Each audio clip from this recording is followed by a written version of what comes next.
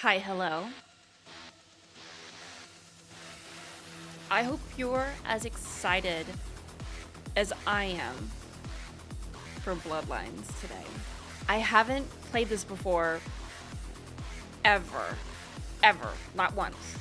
I just bought it through Steam, and as far as I know, that's got the unofficial patch for it. So we should be all good to go, totally set. 1 hour later. It did it! It did it! We did it!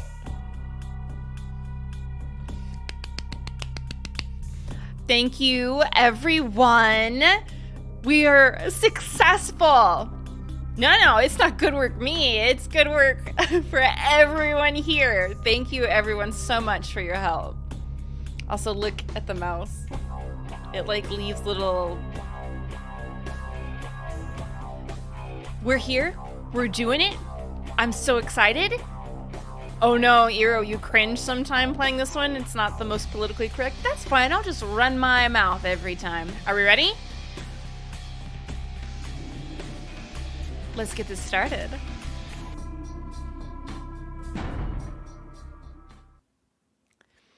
The world of darkness is a place where immortal monsters pull the strings of humanity. Violence and despair are common here. A new game starts with creating a new character. Would you like to answer a series of questions about the type of vampire you would like to play and allow the game to create your character? Absolutely not. Go directly to the character sheet and set your character's clan, attributes, and abilities yourself. Yes, very much. I know what I'm doing. Ooh. All right, we're absolutely not being Bruja. We know what we are. We know what we are.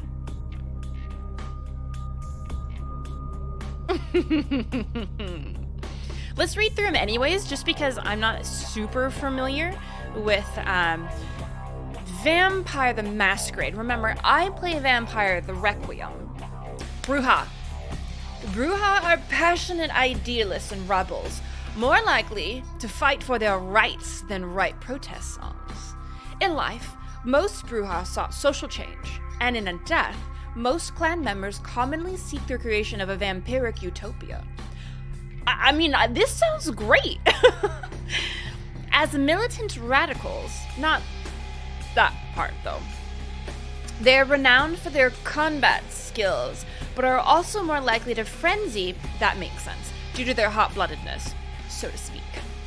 They receive a +1 to their unarmed feat, but are penalized with a -2 to all frenzy checks. We call those resolve and composure rolls in Requiem. Marco would be a Bruja? Well, in my game, because my character turned a character named Marco that conveniently uses the face claim of Keon Alexander from The Expanse. Look. He is a Deva. Malco would absolutely be a Bruja, though, from The Expanse. Passionate and idealist? Absolutely. Hot-blooded? Absolutely. Militant radical? Absolutely. Alright. Marco wishes he was a Deva. You are 100% correct, because that, man...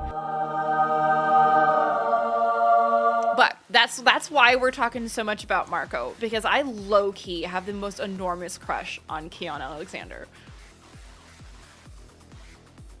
My personal inclinations aside, the Bruja look cool as hell, and he would absolutely be them, even though he wants to be a Deva. Oh! Gangrel. Gangrel are wild loners. I like how the music does stop. That are the most in tune with the beast. So they do have the Gangrel in Requiem, so I'm very familiar with them. We have one Gangrel player at the table, and he's kind of like a British punk from the 70s, like I think David Bowie is his face claim. Maybe I'm projecting on that, but it's very like British punk, and it's great. So, because they're most in tune with their beast, that allows them to shapeshift into more beastly forms. Nomadic in nature, Gangrel care little about vampire politics and prefer to dwell and hunt in the outskirts of society. If this is anything like Requiem, they also usually have packs checks. Because of their animalistic nature, they receive a +5 to strength, stam, and wits during a frenzy. Okay, I was like, god damn. However, because of their inherent feral nature, they receive a -1 on all frenzy checks, so you resolve rolls. All right. Oh, can we see ladies? Oh, they don't have a middle option, but that's okay. I just want to look at everybody. Okay, so the Malkavians, which I'm assuming are kind of the 𝒸𝒾𝒶 equivalents. Malkavians are known as lunatics because of their ability to hear voices of insight and subject others to their insanity. Through their disciplines, dementation, oh my god, the world appears much different to the Malkavian than it does to the sane clans. Although the extent of the Malkavian's madness depends on the individual. A blessing and a curse. A Malkavian's insanity will help or hinder them, depending on how much they struggle against their nature. The Malkavians start with a +2 to inspection. Interesting. Oh my god, the VTM lore is so cool. Oh my god, Bloodlines 2 is coming out. Don't worry, it's coming out, it's coming out. I've seen a little snippets of this. There's no way I couldn't have seen parts of this because of popular culture. But yeah, the way that they talk and interpret things is really wonk as far as the written dialogue's concerned. So yeah, I'm not gonna worry about that. But it's still really cool. Very interesting. Okay, oh wait, I wanted to see what the dude... Oh! Okay. Alright, so 𝒂𝒹. Oh, classic. 𝒂𝒹 are in Requiem too. Hideous and skulking and powerful. Even in a world of monsters, the 𝒂𝒹 stand out. The embrace twists and deforms their physical features, forcing them to seek sanctuary underground. 𝒂𝒹 are masters of the shadows. Due to their curse, 𝒂𝒹 have a seduction of 0 and can never raise it higher. They hide their existence from common humans. That's hilarious. I'm sorry, 𝒂𝒹. Having shared the darkness with vermin for so long, vampires of Clan 𝒂𝒹 are able to draw extra nourishment from rats. I've heard also that the 𝒂𝒹 tend to turn individuals in life who were vain and glamorous to kind of punish him for that behavior. Okay, here we go. My babes. Yes, Toreador. They picture themselves as artistes and visionaries, and they value the high society mentality that the Camarilla reinforces. I noticed yesterday when we were playing Swan Song that when the character, I think it was the Prince of Boston, was voice acting, she said Camarilla. I'd always thought it was Camarilla. You've heard both? Okay, I was like, oh my god, have I been saying it wrong all this time? Okay, I'm gonna say Camarilla. Of all clans, the Toreador are the most connected to the mortal world through arts and entertainment. Toreador are beautiful creatures, svelte and seductive, and move almost effortlessly through the society of the living. The Toreador's empathy is both a gift and a burden. All humanity shifts are doubled. This is me. This is the Deva. This is exactly what goes on. And honestly, everything like epitomizes my character Belethine.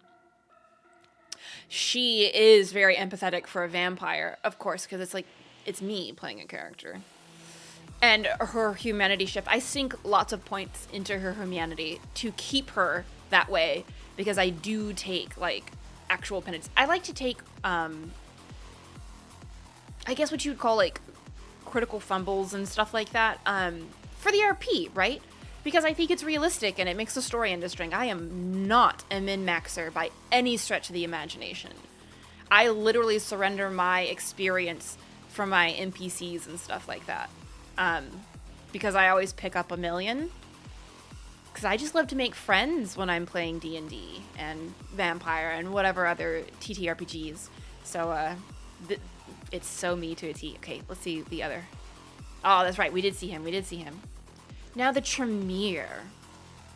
Blood sorcerers born from mystic rituals. Oh shit, and diablerie. The Tremere are the least trusted of the Camarilla clans. The ritual the Tremere used to transform from living mages to undying monsters stripped them of their magic arts. Okay, so this is really poignant. Remember I was talking about my NPC Marco from my current campaign? He was a mage before she turned him. Now, he definitively died, and she basically embraced him from the last few seconds of like dwindling life. So it just barely. But I didn't know that the Tremere were literally what he would be in Requiem. This is really cool. I need to tell Merlin about this. I don't know if he's aware, because we might pull some mechanics from the Tremere for Marco. To compensate, the vampires of Clan Tremere developed thaumaturgy. Yeah, there's no equivalent to thaumaturgy that I know of in Requiem. The powerful discipline of blood magic. Okay, I take that back. There is kind of a blood magic in Requiem, but it's like religious blood magic. It's from Lancia et Sanctum, which is a covenant, basically. It's like a faction you can join. And it's not the same. The clan guards its secrets jealously and are the only kindred to wield this powerful discipline. The pursuit of arcane knowledge comes before all else, and the reliance upon it has weakened the bloodline. Tremere can raise no physical attribute above 4 points. Oh my god, oh my god. This is such huge implications for my personal, campaign. This is really cool. Okay, Ventrue. The Ventrue. Oh, you're right, Jurassic. There are the crones in Requiem. Yes, and Ordo Dracul is cool because that's kind of, I don't know if this is in Masquerade, but in Requiem, they exist. And it's kind of like the mad scientists to TLDR that as much as possible. Ventrue. Truly the upper echelons of society. The Ventrue are seen as the honorable and virtuous leaders of the Camarilla. They wholeheartedly support the Masquerade, influencing the mortal and undead worlds to help them maintain the Masquerade as well as garner support for themselves. There's a definite dichotomy between Masquerade and Requiem here. So, there isn't a Camarilla in Requiem. You can have a prince be from any of the clans for a specific area, right? And the kind of mindset of the old rich white dude Republican status quo enforcing vibe is now a covenant, a faction called the Invictus. All right. Clan Ventrue is an exclusive and powerful gathering of immortals, and even the lowliest initiate of Clan Ventrue can expect special treatment in kindred society. This regal bloodline, however, gains no nourishment from the lowborn and thin-blooded. Oh my god. Ventrue gain no blood from feeding on animals. Feeding on low-life humans. Wow. Are we doing this game? Sex work is work.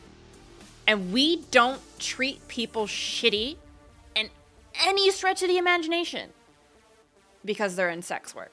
Okay, feeding on low-life humans can cause the Ventrue to vomit. Oh, God. For real? For real? Ah, man. So usually you only do that if you're eating, human food. Unless you're blushing. I don't know if that's a mechanic in Masquerade. But you can eat if you, spend vitae to do so, basically. All right, we'll look at the dude. That's our last one. So let's get back to where we want to be. I would be remiss if I didn't do the Toreador. Oh my goodness. All right, so, oh wait, it does affect our humanity. Can I add? It won't let me add different points. So I'm looking to see, I wasn't paying attention, if our humanity is affected by what clan. It doesn't look like it, which is good. I like that. Oh, yeah. This game is older, and it's very visible that a lot of this hasn't aged well, but I'm not judging the game for that. I logically understand that it's a matter of the times, but I want to reiterate, just in case we have people who aren't as up with them current times. All right, humanity is an in-game thing. Okay, perfect.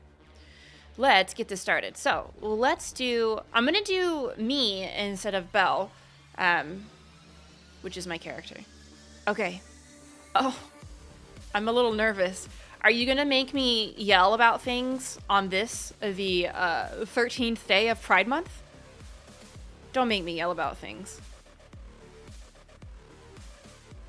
You've always found your own gender much more attractive than the other sex, although many people still have issues dealing with this. Maybe vampiric society is different. Okay, that's not atrocious. Teamster. It's weird that it's a history, though. I mean, you believe in collective bargaining to get justice for working families. Okay, if that fails, there's collective wrench beatings. Oh,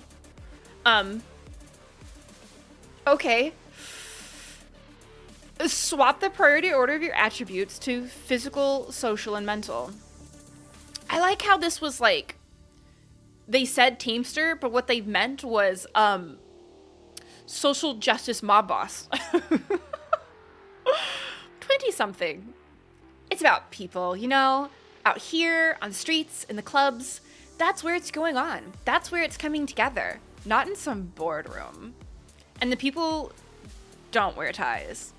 The next generation of leaders isn't coming from the suburbs. What? You want to go there? Why? It's off. It's going off here. Open bar? Well, okay. Swap the priority order of your abilities to knowledge, talents, skills. Oh, that's interesting.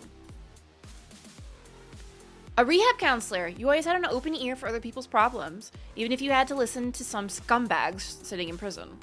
So, priority order goes from skills, knowledge, to talents. Okay.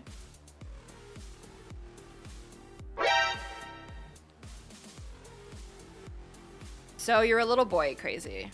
Why can't I have a whole summer and be bi? Why are you limiting me like this, game? And maybe you like to get guys' attention. And maybe you like to fool around.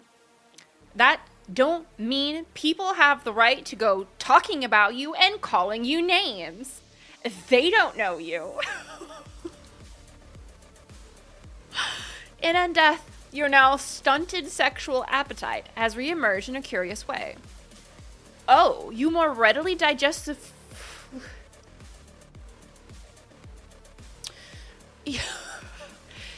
You more readily digest the fluids of the opposite sex, and therefore gain extra blood when feeding on men.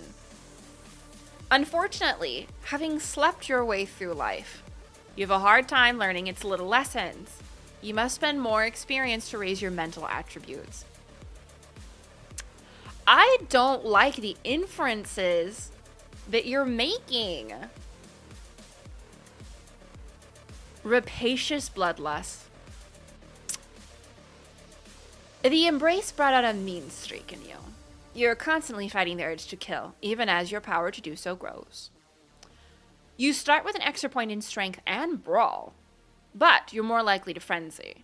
Your impatient demeanor makes stealth more difficult. It takes more experience to raise your stealth ability. Yeah, no, that was not even that interesting. Okay. Decadent Enchantress. Oh, I don't like the sociopathic. Beautiful, bored, sociopathic. You amuse yourself by testing the limits of your suitor's devotions, and you delight in the ruin they willfully suffer for your affection.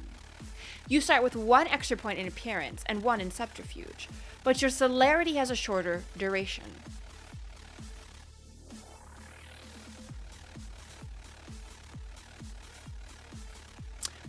Oh, this one's in the running. Like, don't get me wrong, I want to be gay as hell, but there's no benefit from it. Why? White Wolf, why? Alright, uncanny awareness. You swear to God you can see the future. Not years from now or even next week, but moment to moment, you always see what's coming. You are so acutely aware of your surroundings that you've been known to dodge bullets without looking. All right, Neo. This ability is further manifested as a superior form of Auspex. Okay. I technically want to have a host summer. I want to be bi as hell. And I want to be oppressively beautiful. Those are the spins on all of the ones that we've looked at so far. That piqued my interest. You receive greater benefits from Auspex and can maintain its effects longer.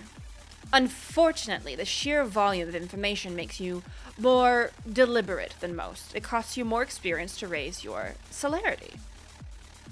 Yes, I want to be a Toreador. I want to epitomize this clan. Oh, buddy. Oh, no, I didn't see this one. Oh, my God. Okay. Fey-like. You are a creature of delicate beauty and ephemeral grace. You seem more likely to have sprung from the pages of Spencer or Keats than Shelley or Stoker. Your presence and celerity have a greater duration, but you are truly a delicate being. It costs more experience to raise your stamina, your strength, firearms, and intimidation. This one at least sounds more like IRL. Because my con is a -6. So if man, I want to be so many. Starving artist. You were a starving artist. You lived with the clothes on your back, and because of your poor background, you don't have any compunction against wearing ugly clothes. You have a special eye for small details, giving you a bonus to perception, but you can't ever raise your appearance above 4. Nope. You watch me sink all of my points into appearance. X-SWAT. Oh, the histories are customized to the clan? We'll have to check that out. While in the police force, you've developed quite a skill with firearms. However, you quit the force after receiving a crippling injury while in the line of duty. You start with a bonus to firearms, but the dex can't go above 1. Thankfully, this doesn't amuse me in the least. Oh, look! Oh my god, for real! Oh my god. Look at how many different ones you get. Do they change?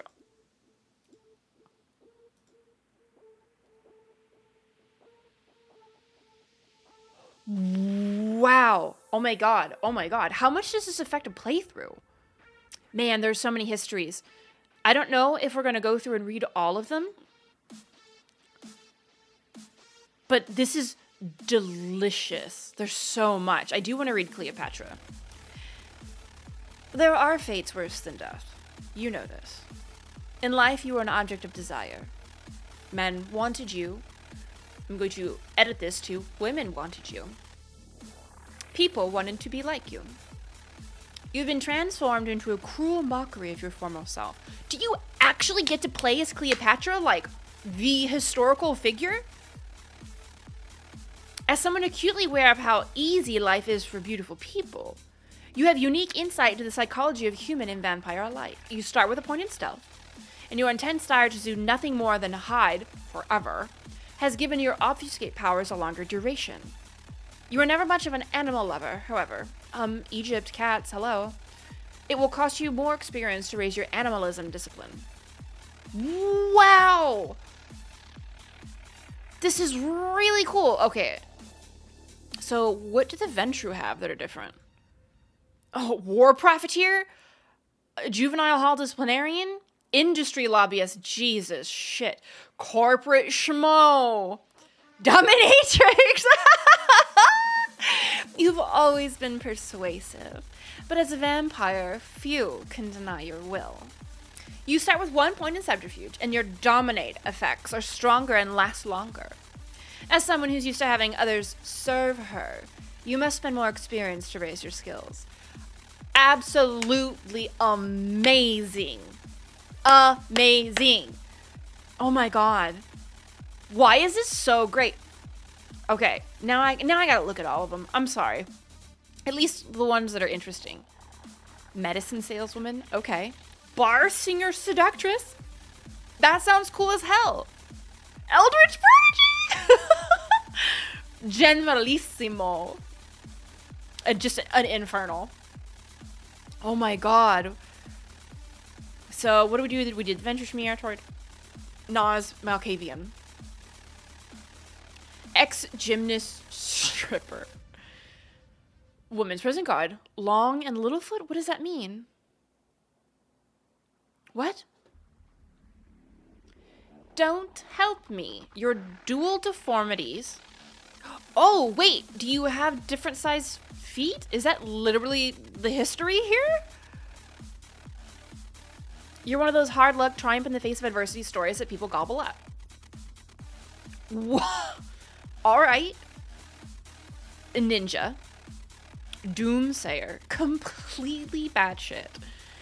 Subtly insane. Occult nut. I would appreciate if that was a teensy bit less ableist, but I understand that it's a certain time and age we just don't stand. Pagan priestess. Hard ass chica. You were born into a neighborhood just outside of downtown LA. It might as well have been the third world, and you were just one girl kicking and biting her way to survival. In the middle of famine and marauding victimizers, gang life was life. You start with 1 point in firearms. Your life in the streets hasn't left you with the greatest patience for instruction, so you spend more experience in order to raise your knowledge abilities. Oh my goodness. Beast mistress? Insectoid? What? What? No. We're not even... What's Unda? A descendant of nomadic vampire warriors. You were bred for extreme trials of endurance. That's pretty cool. I'm still reeling from Insectoid. Okay, Bruja. Give me something good. Voyeur website model! Maybe you weren't the prettiest girl in school. What? But you could still make dirty old men...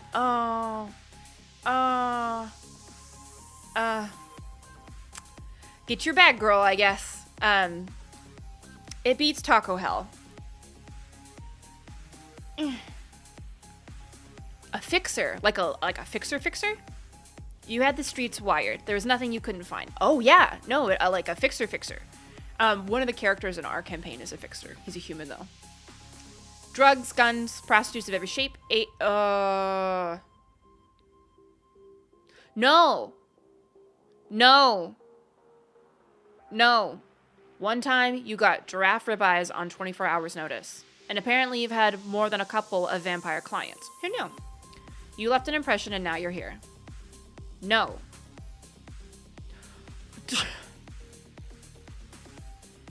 Dropped as a baby. If you're gonna be dumb, you gotta be tough. As a kid, you took a lot of abuse for that funny slope. Oh my god. Slope in your skull. Until you started fighting back. You have an amazing resilience to punishment. I mean, that sounds like a Bruja, yeah?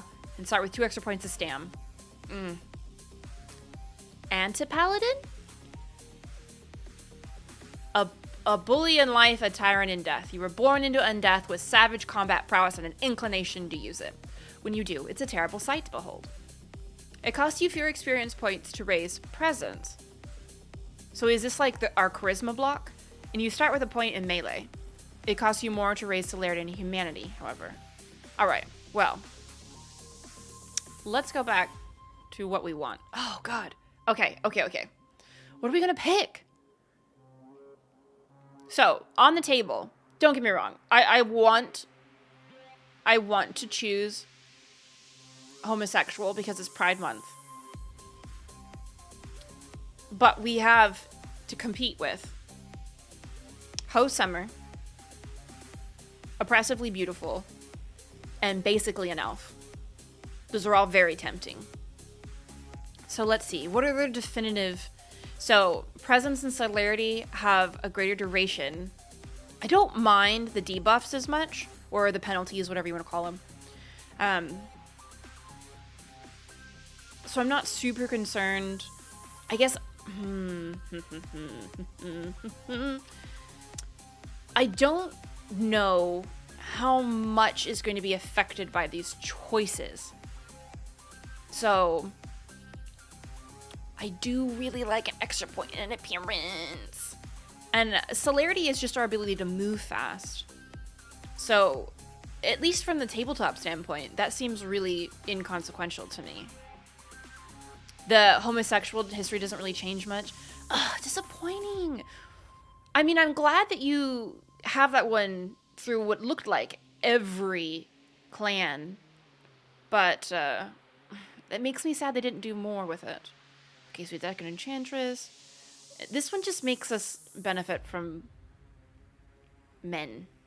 So we'll take Host Summer out of the running. Unfortunately, being a bicon.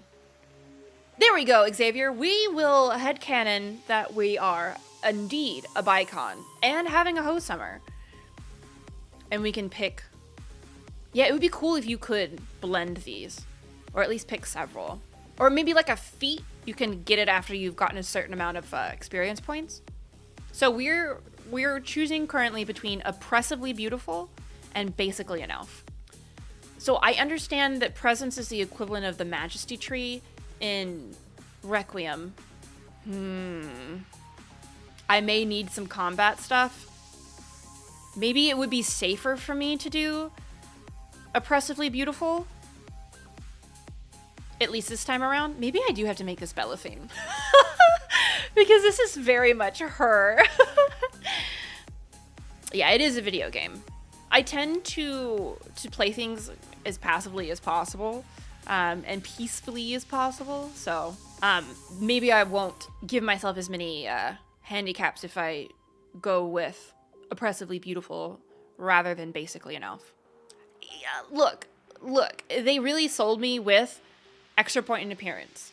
So when I build characters in D&D where you break appearance off into a different stat block with its own stats, I will literally put my top, like if you're doing a block, right? If you're in the stat block, I will literally put my top amount of points, whatever, in that one.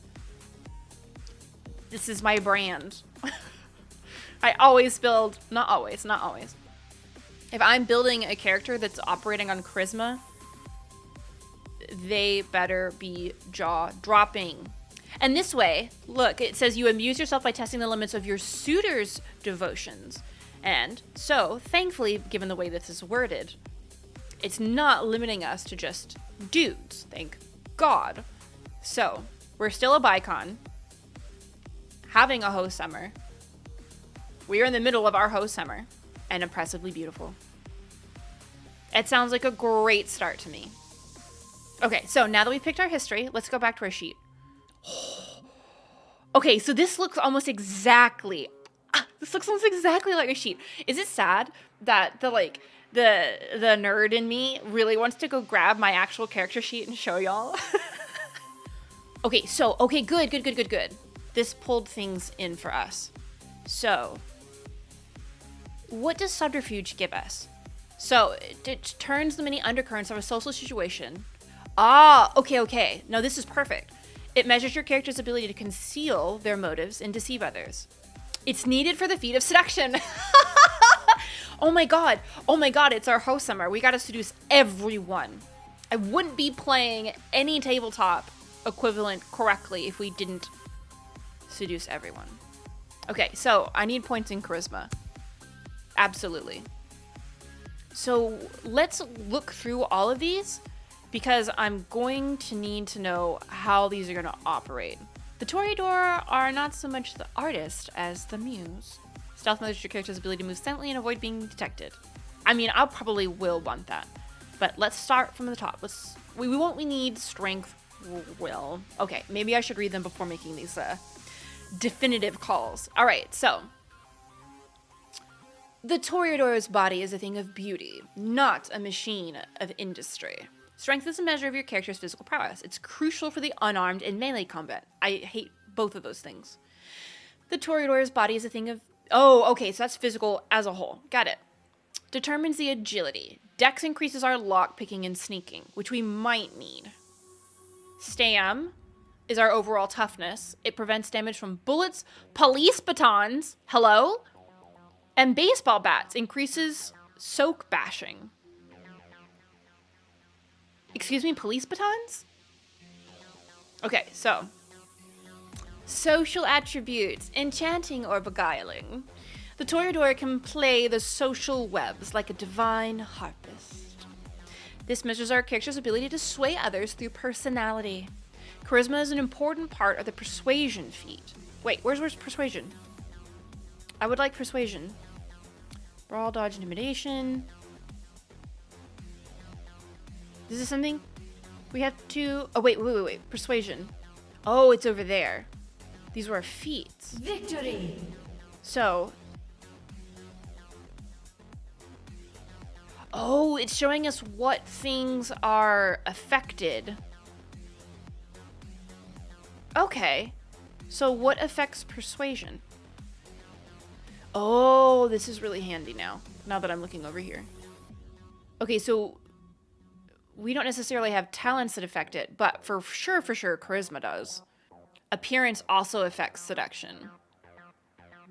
Okay, so manipulation. It measures our character's ability to exploit people in events. It's necessary for the haggle feat. I don't really know. Are we going to use that often? So, perception, charisma, and scholarship for persuasion. Scholarship. Aha. Ooh. Cool. Okay. We'll finish with attributes and then we'll move on. So, perception's ranged combat. I don't know how much we're going to have to do combat. So, mental attributes. Eternal life is best savored by a cultured palate. The senses are nothing without a mind to interpret. Perception measures your character's awareness of their surroundings. It's necessary for ranged combat and inspection. Intelligence indicates the character's ability to learn, think, and remember. It's essential for research and intimidate. Now, wits measures the sharpness of your character's mind and the ability to think on their feet. It improves combat defense and hacking. There's a lot of combat, but you can avoid a lot of it? Okay. Well, I might want at least one thing. Oh, it's not stingy on experience, so I don't need to be very frugal here. Okay. I feel like perception is going to be smart for us. I get one more. Okay, so we've got a 2 in persuasion, a 3 in seduction, a 2 in inspection, a 2 in ranged combat. God, we have like no soak. So I'm assuming soak is almost like a defensive thing, if I'm just going to play off of what the term means to me. I don't want to sink any into intimidate. That's not how I'm going to play the game. Oh, I see. That's, we have one more for social. I see. This works just like Requiem.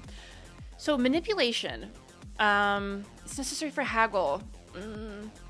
I don't necessarily care as much about that. So appearance only affects seduction, but charisma affects our persuasion and seduction. So I'm going to put another point there. Sweet. Haggle's useful. We can put some more points in it once I've got myself situated with where I want to be on this end. If XP is not an issue, then we should be able to sink points into that in a little bit. Okay, so now we have 3 talents to use here, 1 for here, and 2 for here. So, Brawl. Talents turn the many undercurrents of a social situation requires talent and subtlety. Brawl is the ability to fight barehanded. It's important for the unarmed, and it makes it easier to feed on the unwilling. Oh. Okay. I mean, that makes sense, but... Dodge determines your character's ability to avoid taking damage. It increases combat defense. Intimidation, it's instilling fear, forcing cooperation. Imitation naturally increases your intimidate feat. And then we've got subterfuge. We can conceal motives and deceive others. It's necessary for seduction. I'm definitely going to put one more point in that. But what are the other ones we want to put, though? Usually you have the ability to either use persuasion or intimidate. So I'm not going to really sink any points into intimidate. Dodge, I do like to avoid taking damage. That would be very helpful. I'm never going to be fighting barehanded if I can help it. So let's put a point in dodge and maybe just sink another one into subterfuge. I am going to be a one-trick pony. So, firearms abilities. Determines how well your character aims and causes damage with guns of all types. Firearms, indispensable part of the ranged combat. Oh, fuck. Melee, pretty self-explanatory. Fighting in close combat with handheld weapons such as knives and swords? That sounds cool as hell. Increases your melee combat feat. Security displays your character's knowledge of how locks and security systems work. Security is needed for the lockpicking feat. How important is lockpicking? And then stealth measures your character's ability to move silently and avoid being detected. I feel like that's where I want to sink my point. Because lockpicking is one thing, but not being seen, very important. Very important. All right. Knowledge, computer, self-explanatory. But the knowledge section, an interesting conversationalist such as the 𝒂𝒹𝒾𝒶 will undoubtedly have a broad range of knowledge to speak of course. Computer indicates your character's ability to operate computers and other devices. It's needed for the hacking feat. Surprise, surprise. Finance. Your character's ability to evaluate the market value of items is needed for haggling. Investigation measures your character's ability to notice minute or hidden details. It increases inspection. And scholarship. Your character's ability to gather info, debate, and learn new skills. Definitely 1 point there. Scholarship will increase your research and persuasion feats and is required to identify and activate rare artifacts.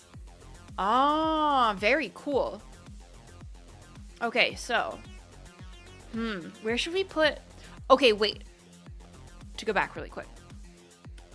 Do we want lockpicking over sneaking? Like how... Apparently lockpicking is pretty important, yeah, but to the point that we forego sneaking for lockpicking? I mean, it would make sense in RP, right? If we're used to being this under attention and just being, you know, oppressively beautiful. And then maybe we're not good at sneaking. Why would we have practiced sneaking? We've never had to sneak. We want attention. I actually have an ability like that in Requiem. It's called striking looks. So basically, I use it to occupy the bad guys when the boys want to go do something in game. And it makes everyone look at my character, Belathine. So she gets a +2 to interactions with them, +2 dice. Because this is a dice pool game instead of like you rolling a d20 and doing stuff like that. But to notice anything but her, they take a -2 to their dice pool. So, and they will be more likely to remember her if they see her in situations down the road.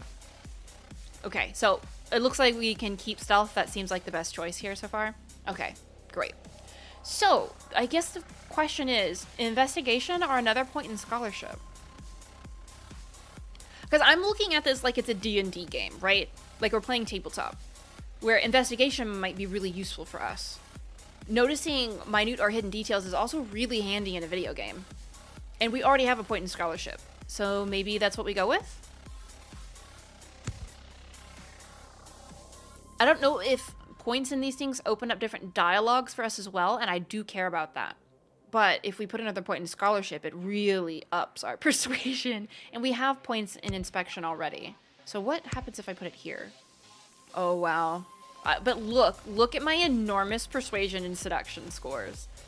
I really like that. But it's like, do I like sink all of my points really heavily into my skill set to make it very accomplished? Or do I well-round myself a little bit more? I guess I can always... Oh, take that point out. There we go. I guess I can always put another point here, especially if experience is pretty easy to get. Okay. We'll be reasonable because we're starting and this is our very first playthrough. Oh no! I was too, Panhead. I initially was very resistant to try Vampire the Requiem because I was used to D&D and it doesn't work like D&D.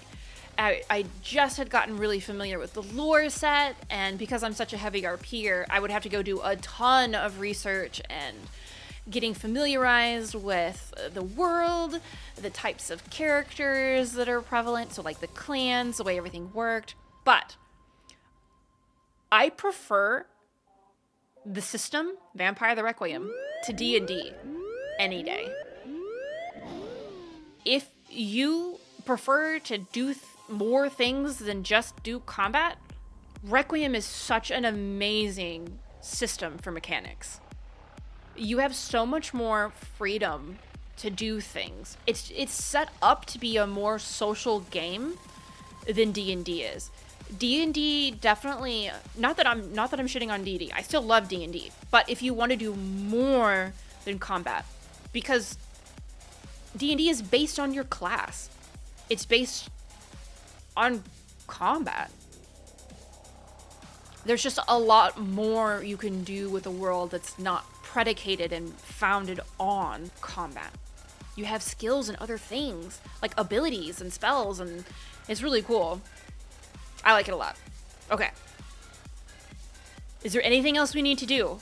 Anything else before I click accept? Oh yeah, disciplines. Duh. Oh, of course we're going in presents. But let's read them anyways. Presents. The dread presence of the vampire can strike mortal fear into the hearts of their opponents. It reduces enemies' effectiveness in combat. All levels of presence cost 1 blood, or vitae, per activation. Presence carries no risk of violating the Masquerade. So, level 2 gets us a larger radius. Victims suffer 10% chance to be mesmerized, a -2 to strength, wits, and perception, and a reduced rate of attack. It lasts 16 seconds. Oh, okay, I see now why the other history, I think it was basically an elf, Fey-like, would value that. Okay, that's what we're gonna do. Oh, look at that go.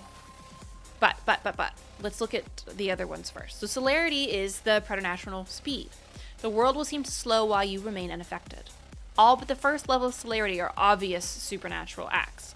Using them in safe areas is considered a violation of the Masquerade. Okay, good to know. Good to know. Aspects. It enhances your mental faculties and allows you to perceive the auras of those around you as well as see better in the dark. All levels cost 1 vitae, or blood, per activation.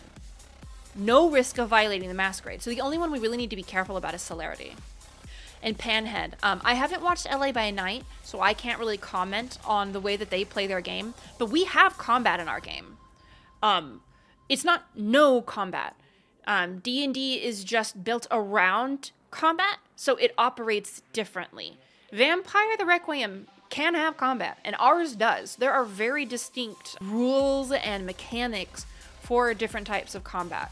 It's very complicated, at least in my understanding. I'm not the DM, so and I personally don't engage in combat a lot. I mean, I have max out points in basically what I've got here, persuasion and seduction and stuff like that.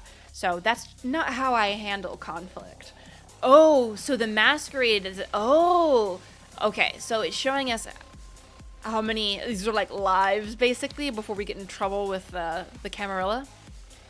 Masquerade is the code of secrecy, the first tenet or tradition that hides vampire existence from humankind. Violations of the Masquerade will lead to ambush attacks from human vampire hunters and scorn, contempt, or worse from your fellow kindred. If you lose all Masquerade points, you lose the game. I mean, that makes sense. They gotta come for you. Anything else? Anything else that we need to do before we click accept and we are settled? I don't see anything else. We didn't read humanity, we can do that. Although monsters by nature, most vampires cling to humanity to survive in the mortal world. Humanity is the ability to keep your predatory nature at bay, and your first line of defense against frenzy. If you cause the death of an innocent human, you lose humanity. You will frenzy more often if your humanity is low. Okay, that tracks. That's the same. So is there any other thing I can hover to give me things? No, I think we're good. Oh, it does these. So I'm going to look at soak really quick. So bashing is the ability to shrug off damage from bullets and blunt melee weapons. Stam, as well as clothing and body armor, contribute to the bashing soak. I have no lethal soak, which is from blades. Vampires can defend against lethal damage with their defense feat, Which do we have? Defense feat. Combat defense, yes. Okay, good. We've got a few points in that, and a few in ranged. So, they're nearly helpless once the blow is landed. Clothing and body armor do add to soak. Okay. And then aggravated is going to be like the bad shit, like sunlight. Your ability to shrug off damage from claws, fangs, fire. Oh yeah, fire. Oof. And electricity. Vampires can defend against claws and fangs with their combat defense, but helpless against fire and electricity. Aggravated damage can be soaked through supernatural means only. Oh my goodness, Xavier, you did LARP? I want to, but I've heard horror stories. There's a local vampire, the something. I don't know whether it's Masquerade or Requiem in my area, but I'm wary. I've heard some not great things from women who have played in that particular game. So, like, I'd love to go. I think it would be so fun, but you gotta be wary of the types of people who like to go. Specifically in our area, there have been lots of instances of grooming and inappropriate behavior, to put it delicately. So, I have stayed away so far. All right, it looks like we're good to go. Are we ready? Okay, I'm gonna accept. The embrace, the act of transforming a mortal into a vampire. Are we currently being embraced? Or are they giving me facts?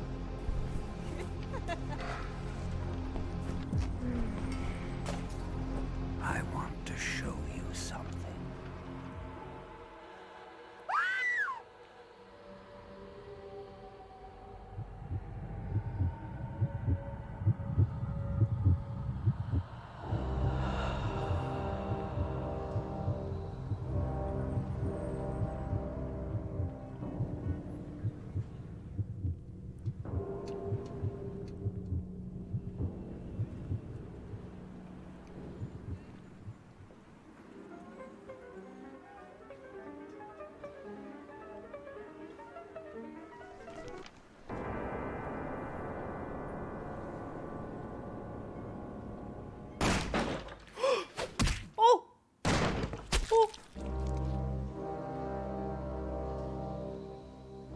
Good evening.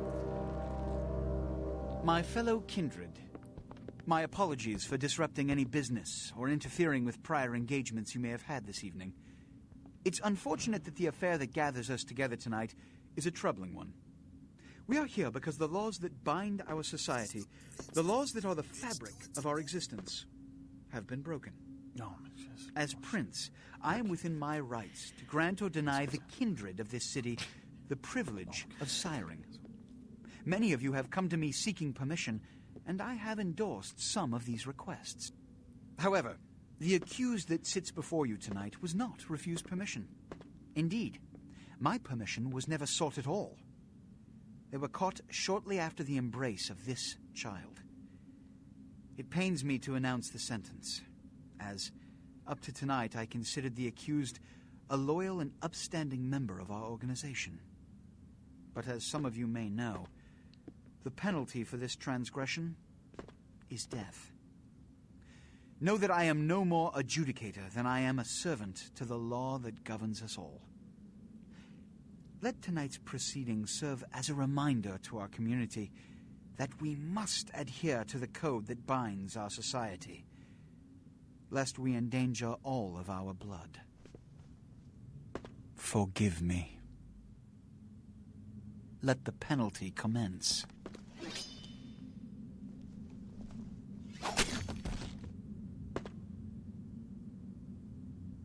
Which leads to the fate of the ill-begotten progeny. Without a sire, most children are doomed to walk the earth never knowing their place, their responsibility, and most importantly, the laws they must obey. Therefore, I have decided that... This is bullshit!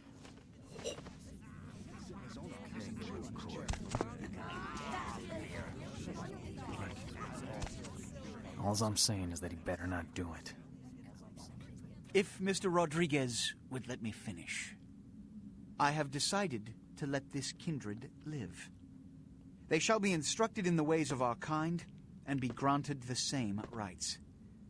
Let no one say I am unsympathetic to the plights and causes of this community. I thank you all for attending these proceedings, and I hope their significance is not lost. Good evening.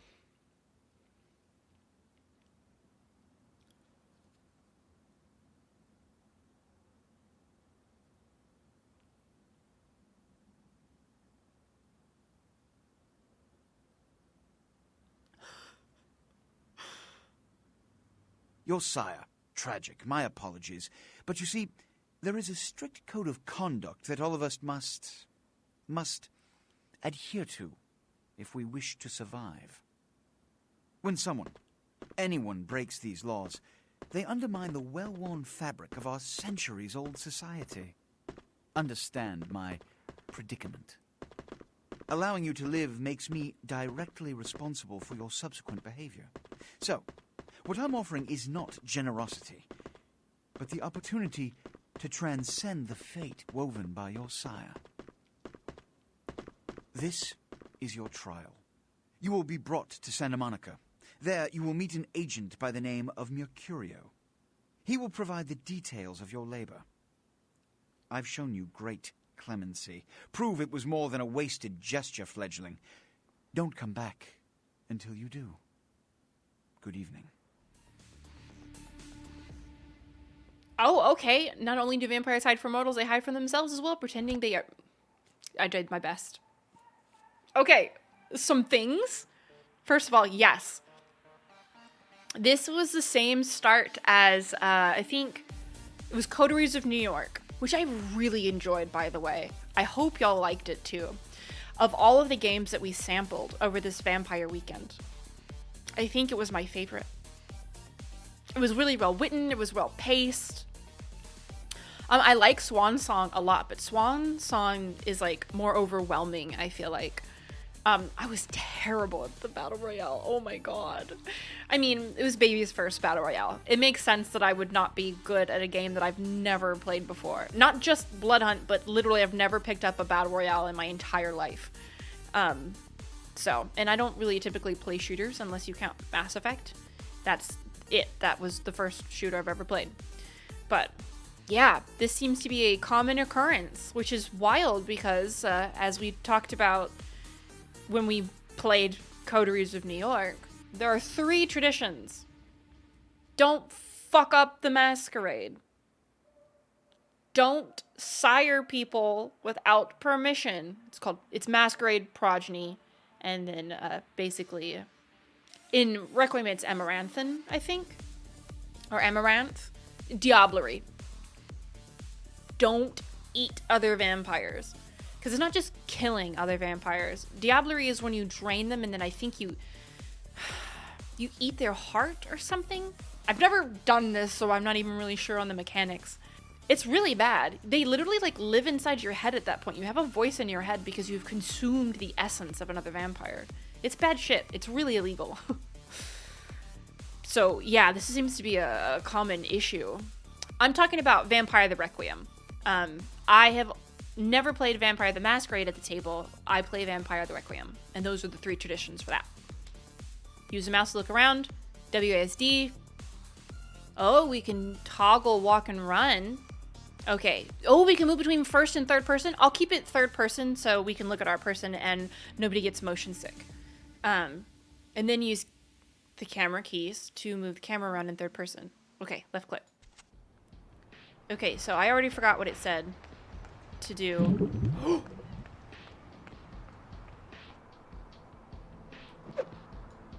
Okay, there we go. Well, I don't want to punch. But we can WAs. What a scene, man. Woo-wee. Then they just plop you out here like a naked baby in the woods.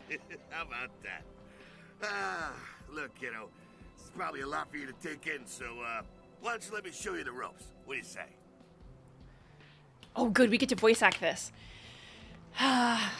Everyone knows I only have, like, Spot the voice actor. I know, it sounds very familiar. This sounds like Bender and Jake from Adventure Time, Bender from Futurama. The actor's name is, Joe DiMaggio. All right, perfect. So I'm going to do the one accent that I love the most, which is the accent of every elf I've ever played, even though we're not enough. But I just love British accents. Who are you? I'm Jack. What's important is I'm offering help. You make it back from Santa Monica with your hide and we'll trade life stories, okay? Till then, I got about this much time. You in or out? Oh. This gives me like Dragon Age Origin vibes, you know? When we had to voice our own character and pick dialogue from a selection. Oh, I love it. Well, I'm sure this is the tutorial, so let's go ahead and do it, just because I feel like it's gonna be beneficial. Okay, I could use the help. All right. Why don't we, step out back here? Yeah, let's get away from that horrible place. Christ, it's stuffy in there, huh? This is much better. Now, we ain't got much time, but I figure somebody should fill you in on the bare bones stuff at least, you know. Could save your hide. You look wobbly. You even had a drink yet? Hello? Yeah, I feel like we know absolutely nothing. Drink of what? Oh, man, we're popping a cherry here. Ah, you're gonna love this. All right, check it out. Blood, it's your new rack of lamb, your new champagne, plus your new fucking heroin, kid. Get ready, though, because, hey, it's never as sweet as the first time. What do I do? Well, down around the corner there, I saw this human. Poor SOB can't find his car. That was such a Bender laugh. So, what do I mean, All right. You go down there, casual like. You creep up on him. You bare those little fangs and feed. Don't worry if you weren't captain of the wrestling team or something, because it'll come so naturally you think you've done it 1,000 times already. Won't he become a vampire then? Forget that comic book crap, kid.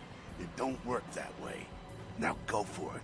Be sure, though, and this is important, so listen up. Be sure not to drain him dry, okay? It might be hard to resist, but don't kill him. Ooh. All right. This is your blood pool. Blood is the fuel for your vampiric powers, or disciplines. When your blood pool is low, you need to refill it. Humans are an abundant source of blood in most areas of the game. One is in the alley around the corner. Oop. Oh, so it's letting us even, like, posture at this individual. Wow. Like, the game is old and the graphics are dated or whatever, but this is still really cool.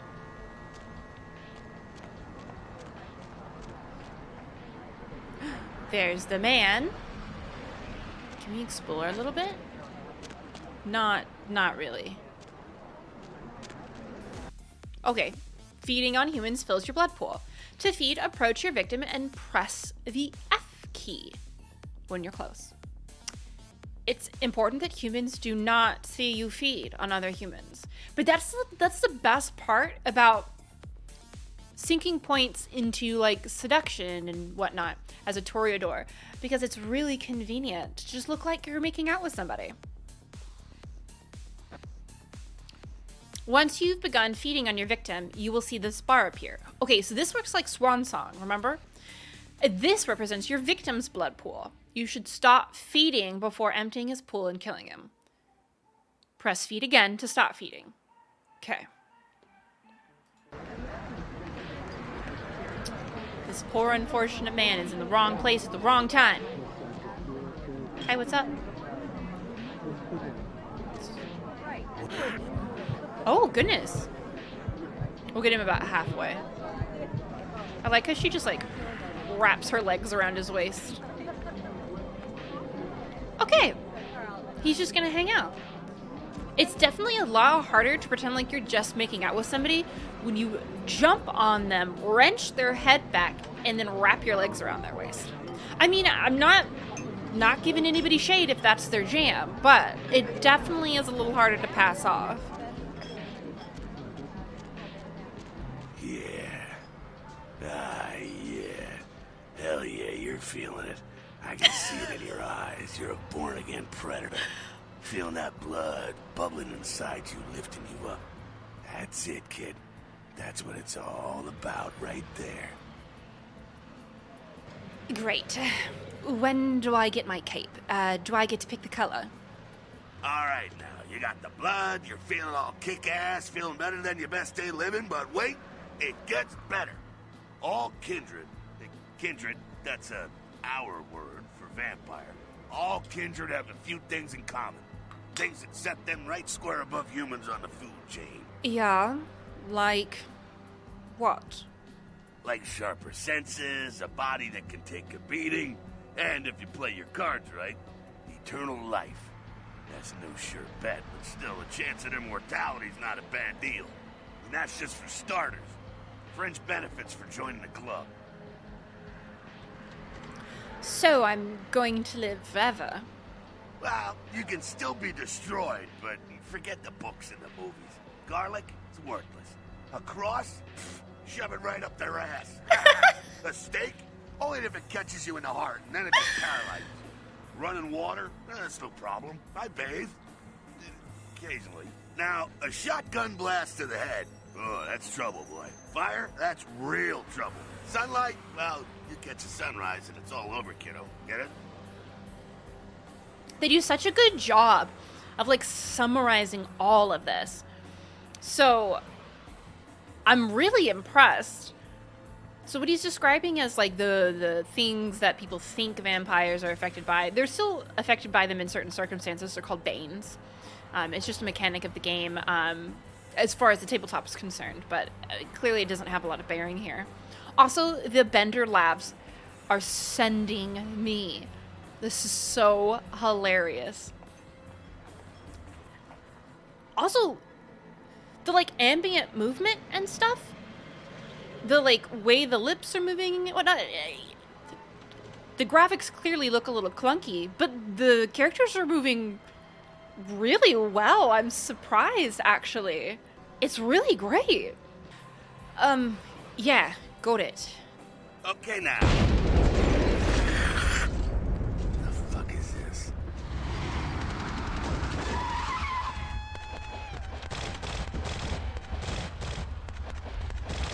Look, you get inside here and head upstairs. Meet up with me.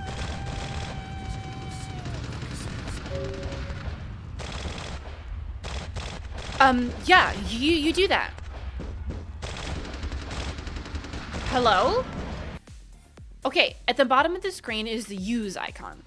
So this icon appears when you're able to use the object in front of you. Press the use key, E, to use the object that it indicates. The use icon is context sensitive.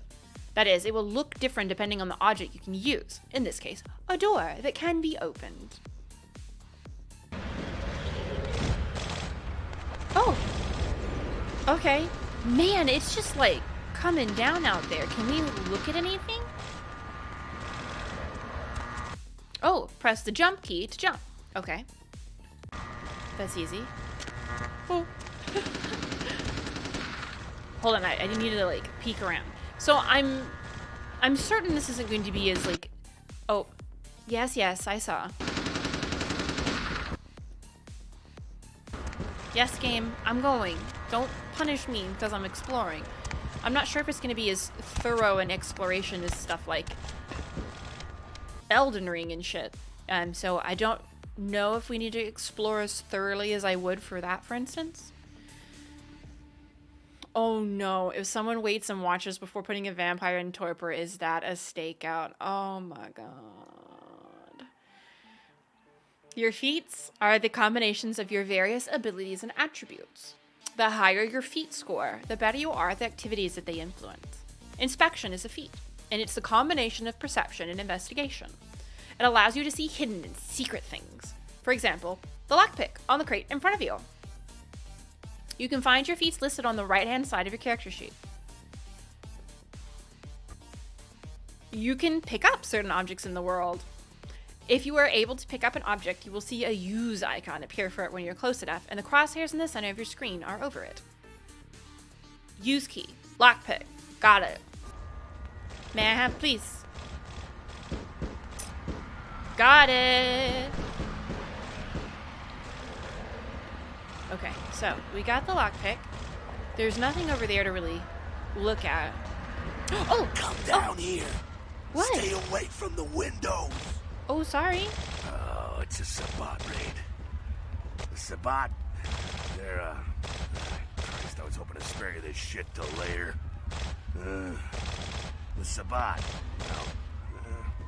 they're mostly mindless, bloodthirsty assholes. That's all you need to know for now, alright? Yeah, alright. So what's up? The 𝒸𝒑 got wind of the gathering here, so they figured they'd raise a little hell and put a little heat on the new prince. New? What's the prince a prince of? No time for political rundown. Job one, get out of here alive. 𝒸💑 might be mindless, but they hit like a Mack truck, like raging savages. Nothing a fledgling like you wants to mess with. What am I supposed to do then? Shh, shh. Heads up. Back away.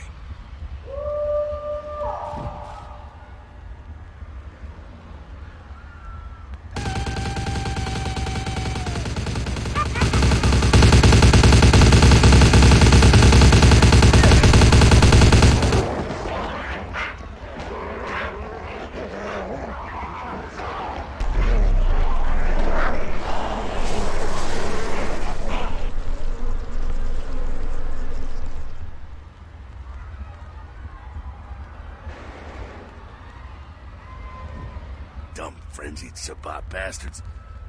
Alright, we gotta vamoose out the back quick.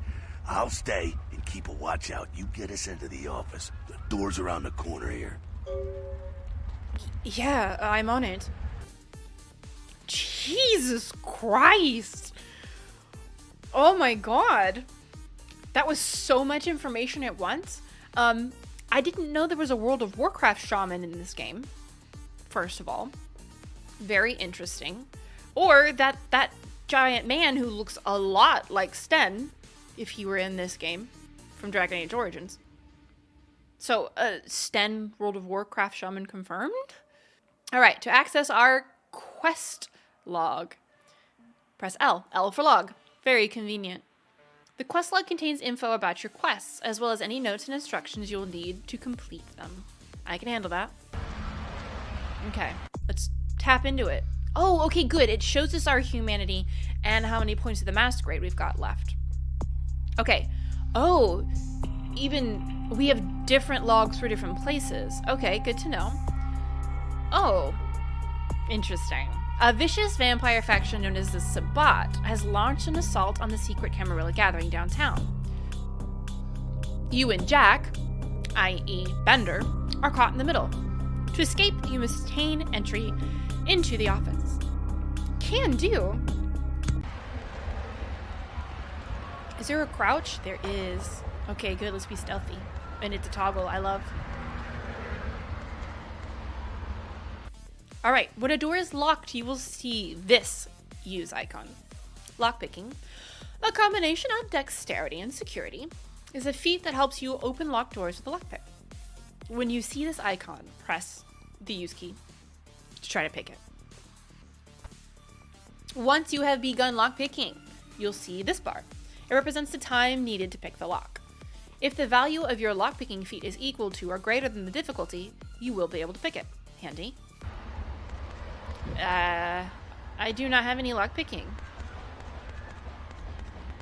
Oh, look at the cool hand jewelry.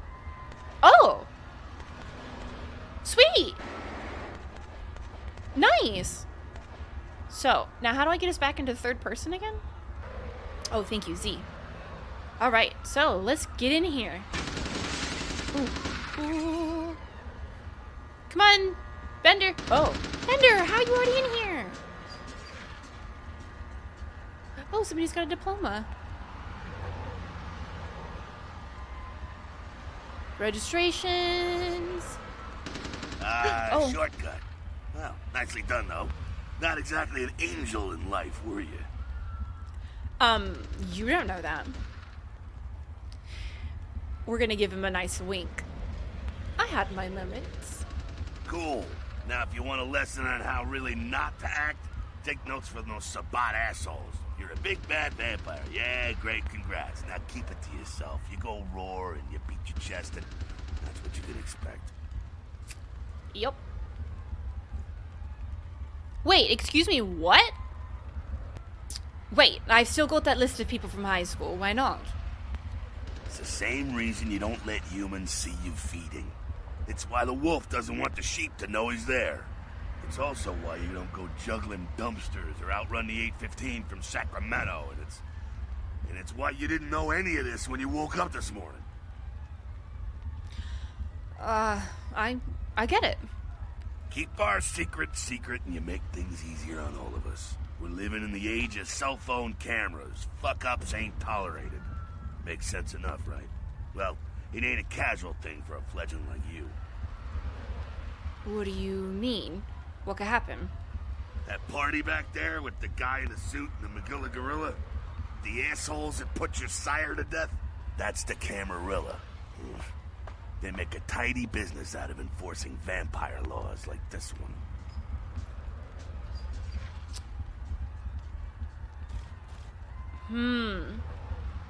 I don't think we would want to qualify the Camarilla as good guys after he just said the assholes that put your sire to death. Clearly, he doesn't necessarily think they're the good guys, and he is our best friend in the world right now, so we need to play it safe. I see. Alright, now don't worry, because I know the area a little, and you know what? I'm glad we're in this situation, you and I. It illustrates a point. You gotta utilize your surroundings. Okay, but, what does that mean exactly? You do what you gotta do. Theft, destruction of property, breaking and entering. These will be the least of your sins before the night's out. So look around here. We gotta get out the back there through that magnetically sealed door. There must be a key someplace. I'll find it. All right. Area indicator. The icon to the left indicates that you are in a combat area, i.e. anything goes. And then we've got the mask symbol. We got to respect the Masquerade. And the very elegant E is the Elysium. So vampire neutral ground. No combat or disciplines allowed, except blood bluff while lockpicking. Blood buff? I don't think we've messed with that one yet. In Masquerade areas, breaking the Masquerade can carry dire consequences, such as the unwanted attention of vampire hunters. After 5 Masquerade violations, your game is over. Your current number of violations is displayed in the upper right-hand corner of your character sheet. Alright, we're still stealthing, because we don't want to get fucked up. When you can read a note, you'll see the use icon. Readable notes can be various items like clipboards, newspapers, letters. To read the note, press the use key. To return to the game after reading it, press it again. Cool. That's locked, but I want to read. Chop shop. I'm sure. There we go. When you can use a computer, you will see this use icon. Computers are often helpful in solving quests. They can hold info like emails and files, as well as control various electronic devices. Each computer will have a list of menus and commands you can use. That's cool. And now we have the password, I'm assuming. Many menus and commands will be password protected. Hacking, a combination of wits and computer, is a feat that allows you to hack into password protected items. You'll be prompted to press Ctrl-C to attempt your hacking feat. If the value of your hacking feed is equal to or greater than the difficulty of the encryption, you'll be successful. To stop using the computer... Oh, wait, you have to, like, whole-ass type quit? Or use the escape key? That's really nifty. Okay, so blood buff is spending vitae, or blood, to boost that physical attribute. That's cool. I know blood buff is kind of a tongue twister. Okay, so. Oh, it's Jax. This is interesting. Available commands, available menus. So, save. Oh, look, I can type. A password is required to enter this subdirectory. It was 𝒸𝒹𝒾𝒶, right? Oops. Cool. Press enter.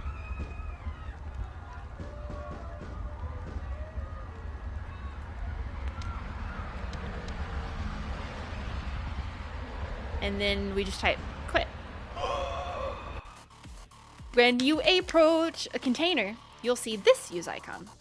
Open chest. Press the use key to open it. If it's locked, try your lockpick. Once opened, the inventory appears on the left side of the screen, and the container's contents are on the right. Select items with any mouse button. So cool. All right. There we go. It's a key. Well, it looks more like a card, but let's take it. All right. There we go. Now take that key card and head out the back. I'll meet you out in the alley there. I'm gonna check out things from topside. Be careful, Bender. Got it. Press the inventory key, I for inventory, to access your inventory. Click on the left and right arrow buttons above your inventory list with any mouse button to access different inventory categories. Keys are located in equipment on a keyring, even though it's a card. Most keys, once used, will not be needed again and are removed. Some doors have magnetic locks and cannot be picked. They must be opened with the appropriate keycard, which we've got. Nice. Nice. Can I look around a little bit more? Is that worthwhile? So is this the talk? I'm gonna attempt it. Please don't bite him. I'm waiting on you, princess. To be Oh, okay. honest, I ain't worried. You, however, ought to be. Oop. Oh, we can move things in the area. Okay, so this is the one that's magnetically locked? Yes.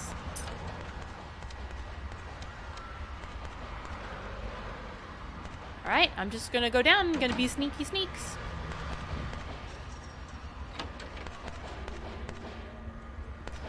The sound.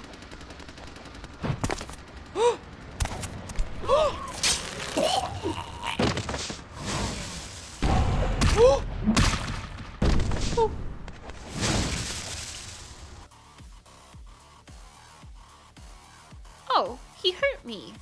You've been wounded by the 𝒸𝒹𝒾𝒶. This blue bar represents your current level of health. As you sustain regular damage, it will turn black. If your health is completely depleted, you suffer final death and the game's over. Your health regenerates over time. When you're feeding, it regenerates faster. Makes sense. If your health bar turns yellow, it means it's aggravated damage. Certain hazards, like fire and supernatural attacks, cause aggravated damage. This takes much longer to heal than regular damage. Yes, absolutely. Aww. We got stomped a little. Okay, well, I don't need to... People screaming still? I was gonna say that the sound is actually really great. Like, I didn't expect them to have, like... As, like... I guess surround soundy? As I had thought it would? Fucking waste of unlife, these 𝒸💾💶. You get winged? Hey, look at them potholes. Those will close up soon enough. Better feed, though. There's someone down the stairs here. It's not the freshest catch, but he'll do. Oh. Well, what's the difference? Blood's blood, right? Well, when it comes to feeding, it's quality blood you're looking for, not the quantity.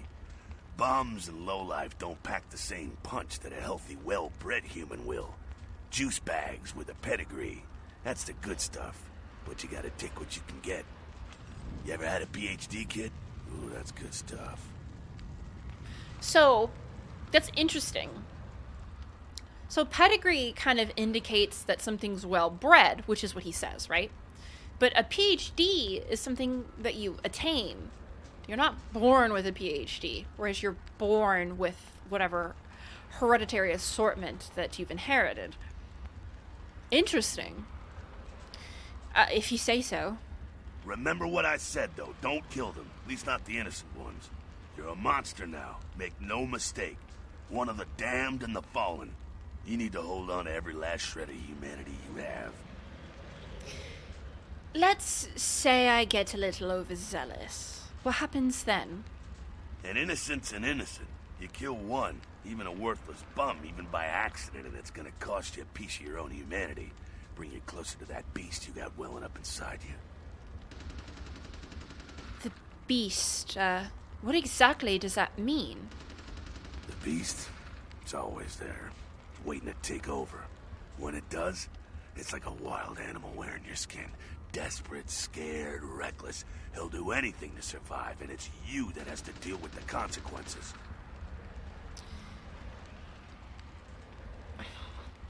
What kind of dialogue option is this? So, I cannot kill anyone. That seems a little, restricting. I said innocent humans. If some asshole levels a 12 gauge your way, you drain him, skin him, and bash in his skull. Self-preservation is a vital part of humanity, after all. My favorite part, in fact. Oh, Bender, alright. I think I follow. The only way to fight the beast is to keep in touch with your humanity, and don't go hungry. It's a fine line. Got it. Alright, now go feed. Careful, though. He's gonna drain fast. Be back in a minute, then. Alright. So we gotta be really careful, because as a Toreador, like y'all are saying, we lose humanity really quickly, but we also gain it really quickly. Or I guess I should say, technically speaking, when I mean quickly and slowly, it is double. We gain double humanity, but we also lose double humanity. Remember, you want to avoid draining your victims. Draining innocent humans will give you a penalty to your humanity. The lower your humanity, the closer you get to the beast. If your humanity gets too low, you'll begin to lose control of your character.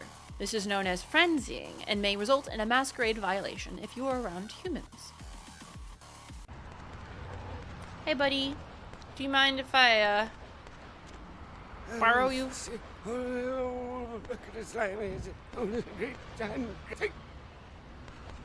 What?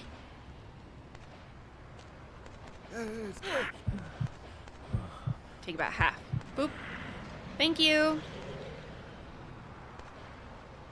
Have a good night. Not quite as good, huh? You can do worse. There's some rats down the way. You think I'm kidding? You can survive feeding on animals if you can stomach that kind of thing. Oh God, why are we gonna be mean to the homeless? Why?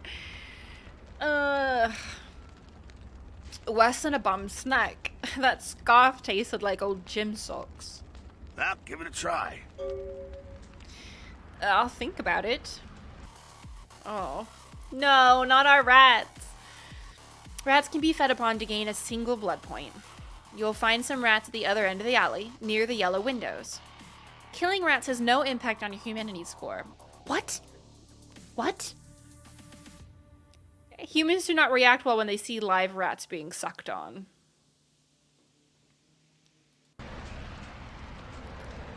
Yellow end windows. All I remember is yellow windows. I think that's over here. Hi, buddies! Okay, so we're not gonna kill these babies because that's the worst. You absolutely should lose humanity if you kill animals. It's just cruel. No! I was prepared to stomp on the button, but it was so fast. I'm sorry, baby. The little boy. Oh, I hated that.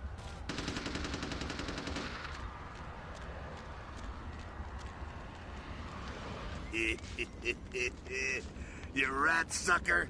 Oh my god. Hey, I don't care what you do, but just so you know, polite vampire society looks down on that kind of thing. As they should. Oh. After tasting one of those, I don't blame them. Keep it down. Got someone around the way here. Just the one guy. Not too much of a threat by himself, but you never know if there's more in shouting range. You're gonna have to sneak past. Sneak where? The building across from us with the garage door. There's some double doors on the far side. I'll meet you inside. Just stay low and stick to the shadows. And don't let him see you. I'll do my best. See you in a minute. Alright, go. I like how we're having this conversation and he's calling me a rat sucker and I'm accidentally murdering innocent animals. All while the Sabbat's still attacking. Gone. Alright. Sneaking, a combo of dex and stealth, is a feat that allows you to move among your victims and enemies without being detected. You must be crouched to sneak. You can crouch by pressing crouch. Thank you. The meter to the left indicates the proximity of your enemies and their chance of detecting you if they're looking your way. Green means that you're safe. Yellow means you might be seen.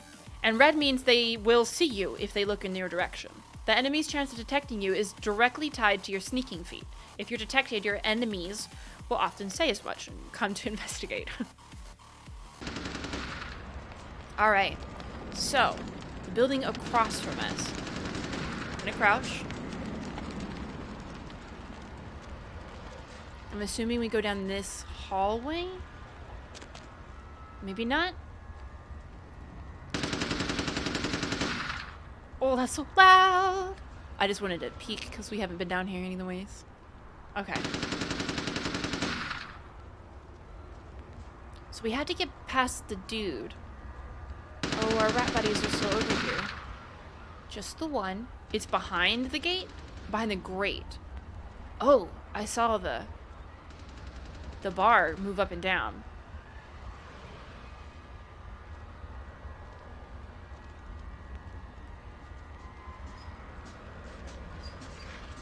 Behind the grate.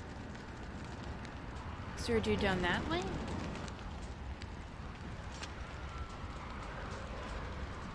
Okay, so. Oh, no. Hey. Don't shut that on me. Where's our dude? Oh, I see him. Okay, we're supposed to be getting in through this way. I can't tell if he's facing us or not. I think so, maybe? Should I go behind him? Or do you think I can...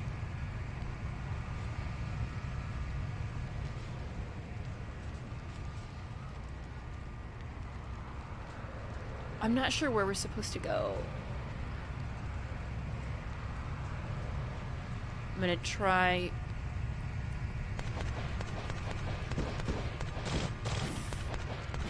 Wait.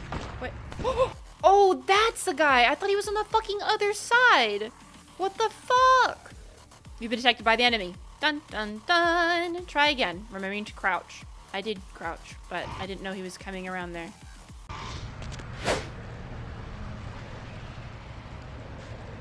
Oh, we're right back there. So is he moving then?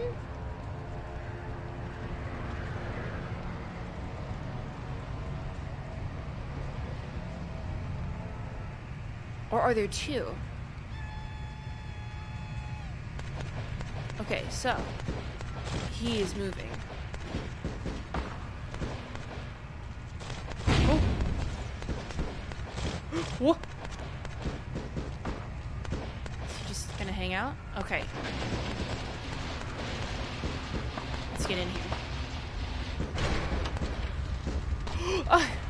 Bender, you scared me! Quiet, they're inside here. Seems that shovelhead outside just got separated from his pack. He's wounded, too. Go take care of him. Don't worry, he's probably greener than you. That's pretty green. The 𝒸💾🶶, you see, they don't have the most rigorous training program. In fact, that poor sod is lucky if he knows he's a vampire. How can that be? He's probably just turned and beaten over the head. They like to do that, make shock troops, cannon fodder, put him out of his misery. I feel like that's heckin' illegal to create shock troops like that. I guess this 𝒸💾🶶 must be, I mean, clearly they're at odds with the Camarilla, but to the point that they don't follow the laws? I'll do my best. He is a vampire, so be ready. I'll keep that in mind. See you. Go get him. Oh god, I'm on it. To engage in unarmed combat, you need to equip your fists. And then attack. To equip your fists, press the melee weapons key, F1, until your fist icon is highlighted in your melee weapon inventory list. And then click the left mouse button. By pressing the attack key, left click initiates your attack. Unarmed combat feat is a combination of strength and brawl. It directly affects your success in unarmed combat. There are different attacks depending on what direction you're moving when you initiate your attack, to try different combinations of moving and attacking in the upcoming battle. You can also block your enemy's attacks by pressing and holding the attack mode key, so tab. To put your fists away, holster that shit. Okay, so we've already got that equipped. And then if we hold tab, that blocks. Got it. Where's our dude? Oh, he should be over here. So I'm going to try to sneak up behind him. I'm going to wait for him to do his pathing, because I don't want to sneak up behind him and have him turn to me.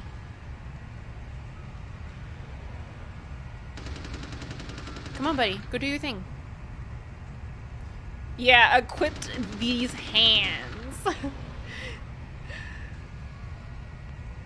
on, dude. Do I need to, like, move a certain way for you to path? Or are you just gonna hold on now? Can I just feed on him, or do I need to paunch? Do I get stealth benefits? Extra points? Bam! Oh! Oh my god, just absolute dust. Cool. I got a tire iron. You just picked up a tire iron. To equip it, F1. So I'm going to unequip my hands, put them back in my pocket, and then get out my tire iron. So, and then our left click's going to be tire iron, and not these hands. The icon indicates the weapon you currently have equipped, which is our hands. For range, there will be numbers indicating your current reserve of ammo, which is good. Later on in the game, you'll find armor to protect yourself. Equip it the same way by pressing the armor key, F3, until it's highlighted. And then click the left mouse button. Oh my goodness. Oh my goodness. We just come home from a long night of doing stuff and then just casually unequip our hands before we go to bed. Stow them away in a little drawer. Okay, so we gotta press F1. Yes, please. I would like that one. There we go. Now we have a tire iron. Can I go in here? Oh! It was a different way in. Hey, Bender. Sounds like you got another pack moving in, though. The 𝒸💾🶶 are going all out. You better head underground. Avoid stray bullets. Okay. That sounds like a good strategy. All right, head down into the basement through the grate in there. Keep that tire iron handy. I'll be there in a minute. See you. Be careful. Okay, my tire iron is unequipped. Okay, so... Oh, there's a potty and a grate. Hello? It just... Oh, okay. I think we gotta go through the grate. Yeah.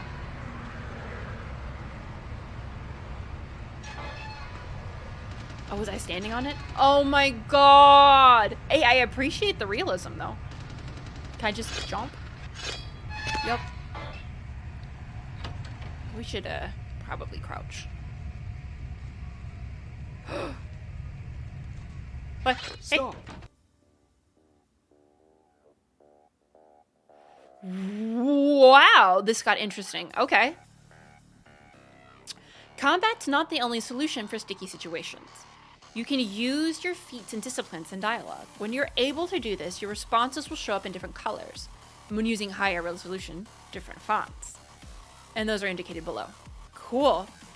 This indicates a presence response and blood cost. This indicates persuasion, seduction, and intimidation. Cool. And the dots are probably going to indicate how much vitae it costs, or how many blood points, whatever. You! Just stay back. Keep your distance. Now, Hi. who the hell are you? You involved in all this? Because I'm gonna radio this in, and SWAT will be all over this place. Oh my god! Alright. So, I don't know how much of a threat this dude is. Okay, so we've got lots of points in persuasion, which is blue, and seduction. So those are going to be very likely to go off without a hitch. And the top one is using our discipline. So our majesty tree, if it was Deva, presence, because it's Masquerade. I don't know if I need to use it. We've got plenty of blood to spare, but I don't know if it's necessary to use here. I kinda just want to be live in the moment for our Hosemer as a Bicon. And just do 3. I just want to see what it does. Let's try it. Thank you. Look, lady, I don't know what you want, and I'm not about to take a bullet for this job. Oh, I forgot to read it. My bad. Just show me the way out. Yeah, okay.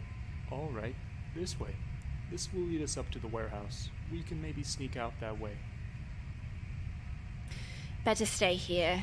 It's too dangerous for you. Alright, goodbye, dude. I'm gonna sneak again. See you later. Oh. Oh. When you are in position to perform a stealth kill, you'll see this icon. Stealth kills have the advantage of being silent. To perform a stealth kill, equip your fists or a melee weapon, crouch, and sneak up behind your victim until you see the stealth kill icon. Then press the use key, E. Or when you're on higher stealth levels, just attack. Alright. Do we have a... You don't see me.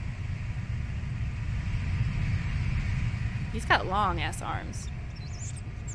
I don't... Oh, there it is. There it is. Please let me have it back. There we go.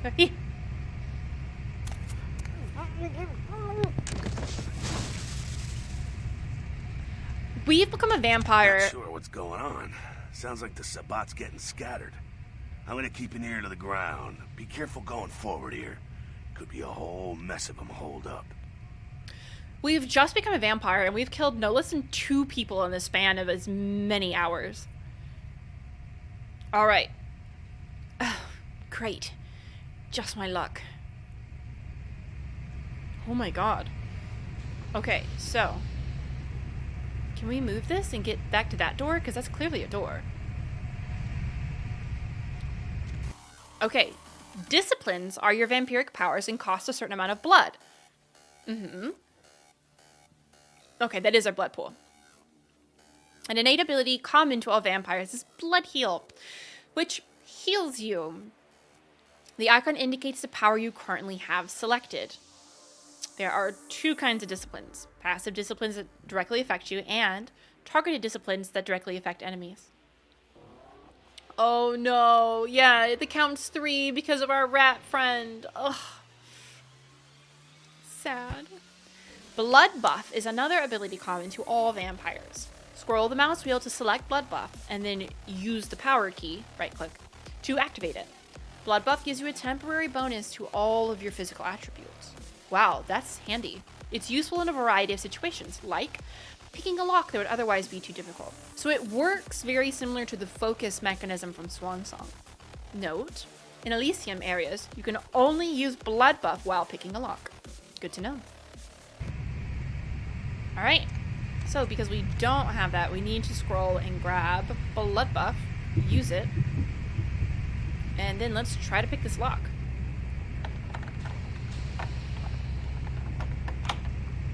Nice. I see dudes. Oh, god damn it. I didn't know where his pathing was going to take. Okay, so Toreador have 3 unique disciplines. Aspects, which is a second sight that allows you to see the auras of others. Celerity, supernatural speed, and presence, the mystical projection of personality, inspiring fear or awe. So in Requiem, it's majesty, which is basically still presence. But it's more awe and not fear. It's more charm, so you get them to do what you want them to do, but it's because they want to be friends with you. Then we still have celerity, and then we have vigor, which is like being supernaturally strong. All right. Aspects gives you the ability to see people's auras. The aura color indicates an individual's disposition. Aspects also increases your perception, important to both the ranged combat and inspection feats. Use of Aspects is not a Masquerade violation. There is a guard up ahead. Use Aspects to see his aura through the machinery. Ooh! Scroll the mouse wheel to select Aspects, and then use the power key, right-click, to activate it. Remember, it's passive. Make sure to pay attention to the discipline timer on the bottom right. Oh, okay, we do have to start paying attention to that. When you see the guard, equip the tire iron, move forward, and kill him.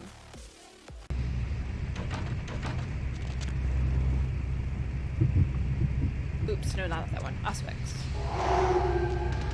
Okay, and then we want F1. No, we want F1. There we go. So I can't see his aura. But that's okay, we're gonna bonk him anyways. Oh my god. I can't see the health because it's underneath where I keep chat. Wow. I just like spam the click. I was trying to back up and maybe like kite a little bit, but it doesn't like that very much. We took a little damage. Got a little slapped. There's no need to go stirring up the hornet's nest till we know the score, though. Head through here. Come to an elevator around the way. I'll meet you over there. Meet you there. Don't let them catch you. Oh, so it's because I was still crouching. Okay. No problem. Alright, we'll get out of crouch then. Ugh, the blood spatter. Now I'm gonna crouch. Okay, presence is the power to mystically project your personality. Presence is a passive discipline. Once you activate it, pay attention to the timer on the bottom right. It's not a Masquerade violation. There's another Sabbat guard up ahead. Use presence to frighten and then kill him. Aw, but what if I want to persuade/seduce him instead? Scroll the mouse wheel to select presence and then right click. And when close to you, the guard should lose his combat effectiveness. It is most effective when used with a weapon. I'm not trying to intimidate. After activating the discipline, equip your tire iron and attack him. I'm going to equip a tire iron first. I'm going to get out of stealth. We're going to scroll down to presence, and we're going to activate it. Hi. Wait. No. You weren't supposed to attack me.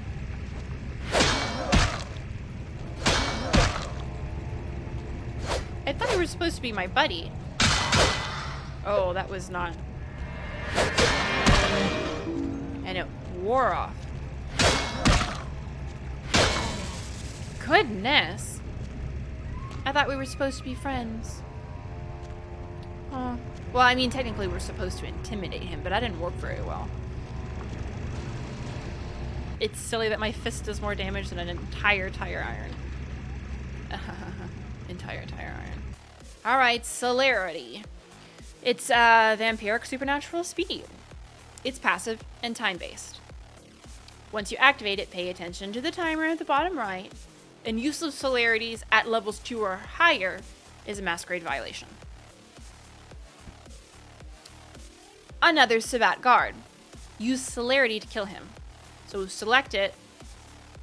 It's very effective when used with a weapon. So we're going to get our tire iron out, and then we're going to zoop over there and slap him a little. Okay, so we've got our tire iron. We're going to go to celerity. We're going to click it. Is it being used? There we go. It's... Oh my goodness.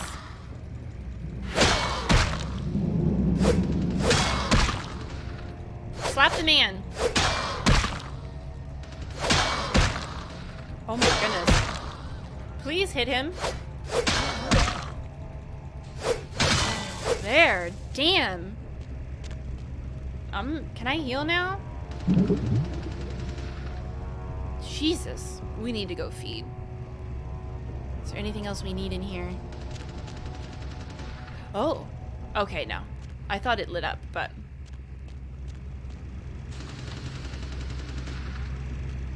Don't make me kill more people. Oh. When you can pick up an object and throw it, you'll see the hand icon. Pick it up, and then use attack to throw. It could be used to make noise and distract. There's another Sabbat up ahead. He's guarding the exit. Crouch, find an object you can pick up, and throw it to move him away. When he's away from the exit, sneak through the room and leave.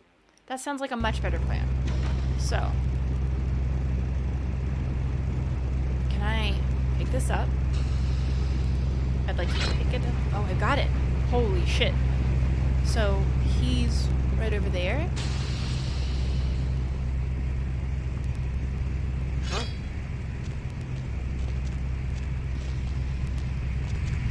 I'm sneaking. Come on, come on, come on. Let's get out. Oh! Bender! Fucking humans. Gangbangers protecting their turf. Oh, man. I'm here thinking it's Sabbat moving up in here. It's the fucking locals about to take one for the hood. So, what do we do? They've probably seen too much. Here, take this 38. Fucking pea shooter, but a few shots in it will take down a human. Thank you. Well, I'm gonna want it back, so don't go die and lose it. I don't use guns much. They're noisy, they're clumsy, practically useless against vampires, but still, a kindred's gotta keep up with the times. And in modern-day Los Angeles, that means coming strapped. Useless against vampires? Well, yeah, some are more lethal than others, of course. Watch out for those shotguns. Ouch, those things can smart, I tell you. I hear you. Head up and clear out what's left of them. Can't have them running their mouths about any of this. I gotta make sure there's no stragglers around outside. Okay. We've got a 38. To equip it, press ranged weapons, which is F2, until the revolver icon is highlighted. And then we left click. To fire, press the attack key. Left click. Some weapons, not the 38, have an alternate firing mode, such as auto fire. Press the attack mode key tab to toggle. Okay. Ranged combat. It's a combination of perception and firearms. It's a feat that allows, or that affects, how well you shoot a gun. When you equip a gun, you'll see the ranged combat cursor. Its spread and the speed at which it focuses is a direct result of the value of your ranged combat feat. There are some bottles on a crate at the end of the hall. Aim your cursor, wait for it to fully focus, and then left click to fire. Got it. So, it's F2. Got it. Oh, I see what you mean. Oh, I wasn't trying to heal. I was trying to see if I could zoom into the scope. Cannot. So. Did I not get it? Even though I'm, like, focused at it? Am I too low? There we go. I was too low. It's kind of firing all over the place. Can I get closer? Does that help? Okay, we still got 12 bullets. I'm not gonna fuck with that anymore if that's how atrocious. Oh no, it's gonna be really hard to You're not gonna let me pick the lock?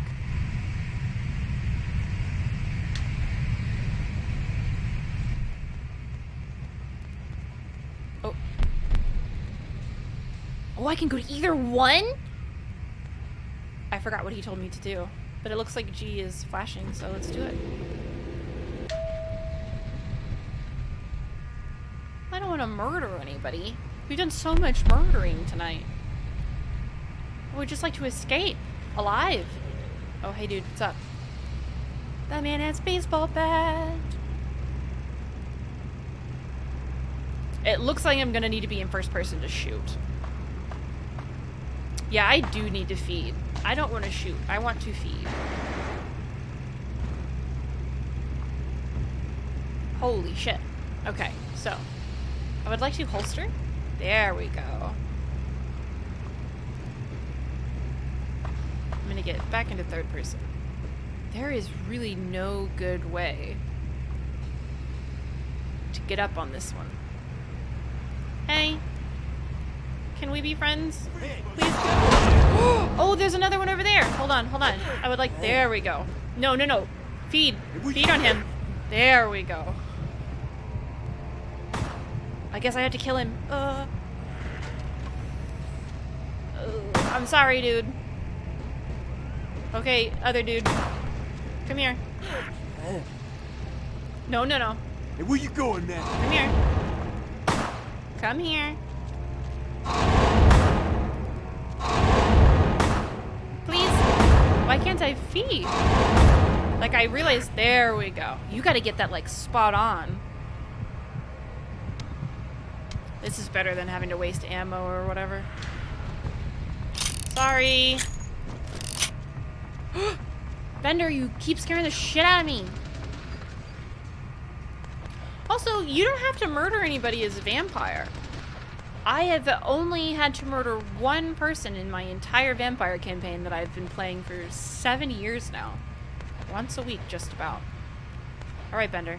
That's it, kiddo. Just like that, it's all over. Everyone slinks back to their corners of the city for the night. That's it. It's all over. Until the next night when the Camarilla finds some way to strike back. Parry, dodge, spin and all that, and so on and so on and so on. So is this normal? Well, to be honest, you came at well, an interesting time, let's say. The Camarilla, the Sabbat. Well, in LA, these are the new kids on the block. There's already plenty of kindred had stakes down in California long before them. Now, we got every ancient kindred rivalry playing out all over the city. A lot of tension out there. A lot of fear. A lot of jittery, high-strung predators clinging to their little pieces of eternity. Huh. Oh, boy. Oh, I think they're looking for you outside. Guess you got a cab to catch. Was hoping to fill you in on a little bit more, but hell, you'll figure it all out. Yeah, let's keep the gun, just in case. We can sell it worst case scenario, and it'll be really easy for him to get another. I will sleep over it, but I'd like to keep the gun. If you make it back, stop in at the last round. It's this bar downtown here. I'll fill you in on the politics. Now that's the stuff that'll kill you. Good luck. Did we get to keep the gun? We got 2 XP, and then we can go to our character sheet and spend those points. Cool. And they'll just, like, hang out if we don't spend them. We love. Did we get to keep the gun? Your haven, Prince 𝒂𝒾𝒶, has arranged for you to use a Camarilla safe house in Santa Monica. All right. Well, we can go to I for inventory. Is that it? Wallet? Your wallet's empty, baby. You're so broke you can't even afford to pay attention. So do we just have to just... Oh no, we'll use the arrow keys. And so this key ring, lockpick. Oh, he didn't give us the... Oh, we do have the gun. Colt Police Positive Special? It's a cheap, small caliber handgun used by startup hoods and alleys across the country. It's a purse gun. We've got light clothing. The most basic and unrestrictive. Cool. All right. Are we still crouched? There we go. This is our apartment. It's great.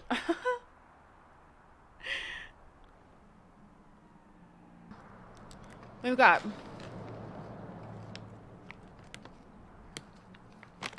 gay Skittles as our snack because it's Pride. So, our new apartment. It's very bare, but there's lots of stuff to look at. Oh, okay. Hello. What is that? A normal watch. All right. And pills. What do we do with these things? It's a replica of a much nicer watch. Estrogen.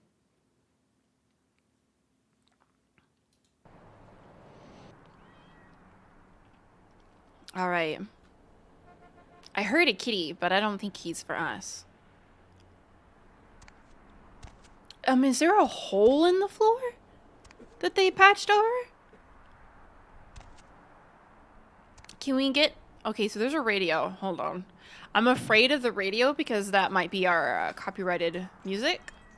We got a blood bag. It's O, apparently. Routinely used in hospitals for transfusions. Makes sense. I don't need it. I'm gonna leave it there. And again, not gonna do the radio because I'm worried about copyrighted music. Oh, it's talk show? Okay, that's good. Good to know. We can listen to it then if it's talk show. Hey, the password for your computer is sunrise. Ironic. Keep the cash in the drawer. It's yours. I dropped you an email with my address. Come over after you get settled. Mercurio. That's very kind.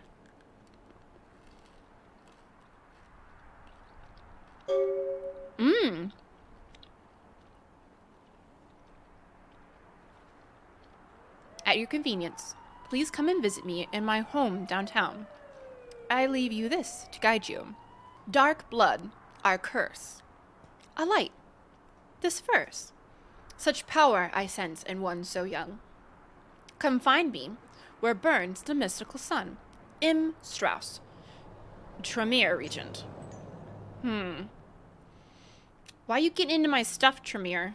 Oh, we can turn the TV on?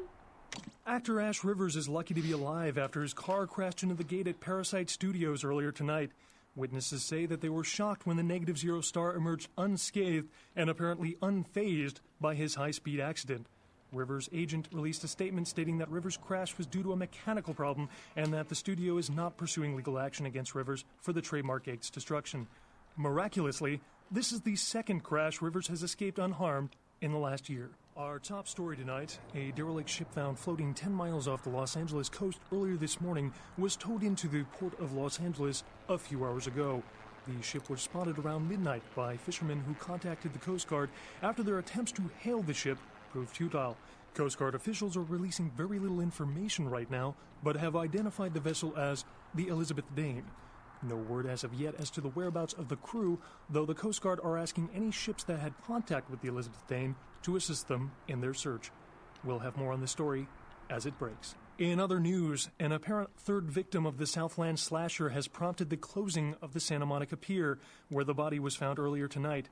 Investigators say the scene closely mirrors those of slayings in Glendale and Long Beach. In both cases, the bodies of the victims were described as torn apart, though details are being withheld from the public at this time. Police urge anyone with information relating to this case to contact them. A massive gelatinous creature that washed up on the beaches of Providence, Rhode Island, has scientists scratching their heads. Found by a jogger early on Tuesday morning who says he smelled it a mile away, the mystery creature is thought to be some form of giant octopus, though marine biologists that have examined the monster have commented that they have never seen anything like it in the cephalopod family before. They speculate that it could be from a yet undiscovered family of sea creatures. A massive gelatinous creature that washed up on the beaches of Providence, Rhode Island, has scientists Oh, is it just going to cycle through this one again? Found by a So it is going to cycle through those. Interesting. Okay. Oh, the 𝒂𝒹𝒾𝒶 Foundation Secure Intranet? I have 5 unread emails. Oh, it truncated her name. My name. Password required. It was sunrise, right? There we go. The computer system's really cool, I'm not gonna lie. It's really, really cool. Subject, a reminder from 𝒂𝒹𝒾𝒶, who's our prince, right? Mercurio will contact you when you arrive in Santa Monica. Waste no time in meeting with him. Sebastian. Can we go to next? Yeah, in for next. Subject, dang, it's big, you know. From Hung Low at Trojan Botnet. Penis enlargement. Watch the girls come running. Gross. Call today. 1-800-555-STICK. 𝒸𝒹𝒾𝒶 𝒸𝒹𝒾𝒶 from Arthur at Dirt Cheap Internet. .vtm. Looking for that lazy-ass ex-husband who's late on his alimony payments? Oh, God. How about that jerk who knocked you up? Look no further. With Arthur 𝒸𝒹𝒾𝒶's amazing 𝒸𝒹𝒾𝒶, you can find almost anyone with a record. And these days, that's just about everyone. So come on down to Arthur 𝒸𝒹𝒾𝒶's bail bonds. If you've got the deadbeat, we've got the technology to find him. Welcome from Mercurio. Hey, welcome to town. Come on over to my place once you get situated, and we'll talk about what you'll need to get the job done. I'm going to pick up explosives right now. Some astrolite. I should be back by the time you come over. I'm at 24 Main Street and number 4. Walk to the end of the alley, and my building is the next one on the right. The opening from a friend. The game begins. A pawn is moved. And that's it. Okay, so we've read everything. Email for Suckhead?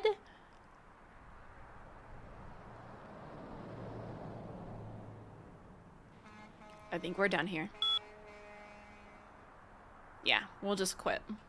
This is really cool. I do love the computer mechanic. That's really great. I haven't played a game with something like that before. So we've still got that. We can listen to the talk show now. Hello, LA. You're up way past your bedtime, aren't you? Hope you've slipped into something comfortable. I know I have. If you're new to town or just new to this whole radio thing, you're listening to The Deb of Night. The only girl who will spend the night with you and leave first thing in the morning, guaranteed. Well, looks like the boards are lighting up. Aren't I the popular one? Let's see. Eeny, meeny, miny, mo. Who will be the lucky caller? You've got the first shot at Deb tonight. So, who do I have the pleasure of speaking to? Hi, Deb. This is, Vigo. Vigo? So, Vigo, why are you up so late? I'm working the late shift here at the, yacht club. Uh-huh. How many boats do you own, Vigo? 2. Actually 3. One is, in the shop. I used to do a little yachting myself. What brand of yacht do you have? You probably wouldn't know the brand. I, bought them in Italy. Ah, l'Italia bella. Parlate italiano? Yes. Arrivederci, Vigo. Caller 2, you're on the Deb of Night. Be gentle. Hi, Deb. Hello, caller. Hi, Deb. Is tonight a rerun? Deb. Caller number 3, what's keeping you up tonight? Deb, listen to me, Deb. They're at it again and people have got to know. They've got to know because they don't know. They won't report the stuff on the news because they own the news. Hello, Gomez. What's the latest conspiracy? Conspiracy? This goes beyond conspiracy, okay? There's no word for something as devious and secret as this, you understand? The people need to hear this. They need to know the real story. You've got our undivided attention. All right. As we all know, the Americans established a moon base back in the late 70s. That's no secret. But what most people don't know is that they have been conducting a dig. Not for resources, but for artifacts. I see. Well, it's no coincidence that the Chinese have started conducting space missions. You know why? I'll tell you why. The reason is because the Chinese are trying to stop the Americans from finding an ancient space probe sent by the Beta Centaurians. And why? Because the Beta Centaurians are giving space technology to the Chinese to get back at the Andromedans, aka the Greys, for giving space technology to the Americans in the 50s. Fascinating. The American government's been putting more money into space. Don't you see what's happening? I can't believe I'm the only one that's figured it out. Am I the only person alive that can see what's going on? It's because the Andromedans and the Betas are going to be fighting their war in this galaxy through us, Deb. And the American people, the people of Earth, you people, cannot let this happen. It's Move versus Atlantis all over again. Thank you, Gomez, and that concludes the news portion of the show. Well, this girl's got to pay her bills, so it's time for a few commercials. But don't go anywhere. I'm just getting warmed up, or should I say, hot. Friggin' Chicken recently challenged several random people to a taste test between Friggin' Chicken and the other leading chicken-flavored products. Let's listen for which one they preferred. Ma'am, care to participate in a taste test? Here, try this leading brand of chicken. Oh my gosh! Is that week old fish? Now, try this. Oh, this is some good chicken. What is this? Sir, take a test for me? Sure. Gonna choke on my gay seriously, get all Skittles. these up your Here, try this one. Hey. Motherfucking great chicken right there. What is this? It's friggin' chicken. This is cat, right? Are you feeding me cat? Try this. Holy fuck. That's good. What the is this 9 out of 10 people preferred Friggin' Chicken over the competition. Why? 'Cause that's some good fucking chicken. I mean, friggin' chicken. Friggin' Chicken, you'll swear it's the best you've ever had. You love the talking baby movie, and the talking pig, and even the talking car in that show. You know the one I'm talking about. But now prepare for the most hilarious talkingest normally mute object yet. Copyright. He's Steve Cash, a New York banker and recent whittler down on his luck. And 10 makes 100. Here's your money, ma'am. Ma'am, I happen to have a glandular problem. That's it. I'm withdrawing all my millions from this bank. Cash! She's an ATM machine with the soul of his dead wife. There's something familiar about this ATM machine. I love you. Wow, those marketing guys are geniuses. Together, they're learning to make the most of their special situation. So that girl from accounting used me today. Really? She wasn't like everybody else. When she pushed my buttons, she was very gentle. Oh, honey, if you don't stop, I'm gonna have to make a deposit. Transferring cash. Wednesdays at 8:30 in the BMC. Say goodbye to yellow teeth and spots in your dirty dishes. It's incredible. Look at that shine. Your smile or these dinner plates? Harnessing the secrets of ancient Egypt, now there's a dishwashing detergent so powerful, it doesn't just leave your dishes spotless, it actually whitens your teeth. Patented time-release spiritoids remove caked-on food and grease and remain on the plate to be absorbed into your food to clean your teeth while you eat. Dazatron, the dishwashing detergent of the future for cleaner plates and whiter teeth. Last year, Democratic candidate Michael Redmond bought a sports utility vehicle. 3 months later, there were 2 separate incidences of hit and runs by an unidentified SUV in his area. Is Democratic candidate Michael Redmond to blame? Can you afford to take that chance? Can your children? Vote Republican Senator Robert Thorne, a candidate that has never committed vehicular homicide. Democratic candidate Michael Redmond has never publicly stated his opinion on child pornography. Is it because he's hiding something? Would you want a child pornographer voting on this nation's laws? Could you trust your children's future to someone like that? Vote Republican Senator Robert Thorne, the candidate that is committed to locking up child pornographers. Democratic candidate Michael Redmond recently sued Senator Robert Thorne for accusing Redmond of being a murderous child pornographer. But Redmond had previously said he was against clogging up courts with frivolous lawsuits. Wouldn't this make him a hypocrite? Would you want a hypocrite as your next congressman? Would you want your children to become hypocrites? Rule 11, that man. Republican Senator Robert Thorne, a candidate not accused of being a murderous child pornographer. In a world where people live and die. Do you think you can just go in there and handle this by yourself? If that's what it takes. He was about to meet Jensen? his greatest foe. Kill them all! All of them!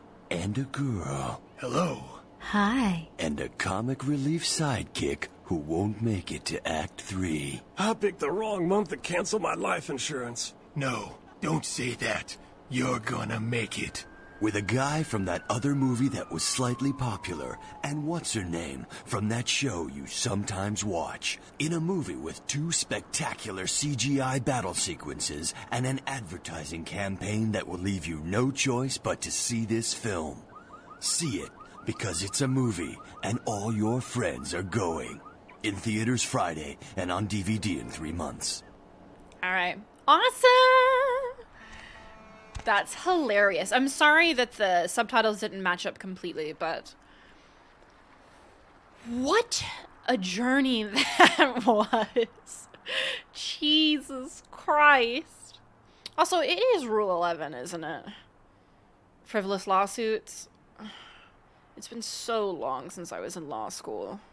Perfect. I was right. I just want to hold on to those few tidbits of information that are still smacking around in there. Thanks for watching. For more content, you can check out these videos, or my stream on Twitch, or cosplay on Instagram, or my OnlyFans. All the links are in the description. Have a great rest of your day.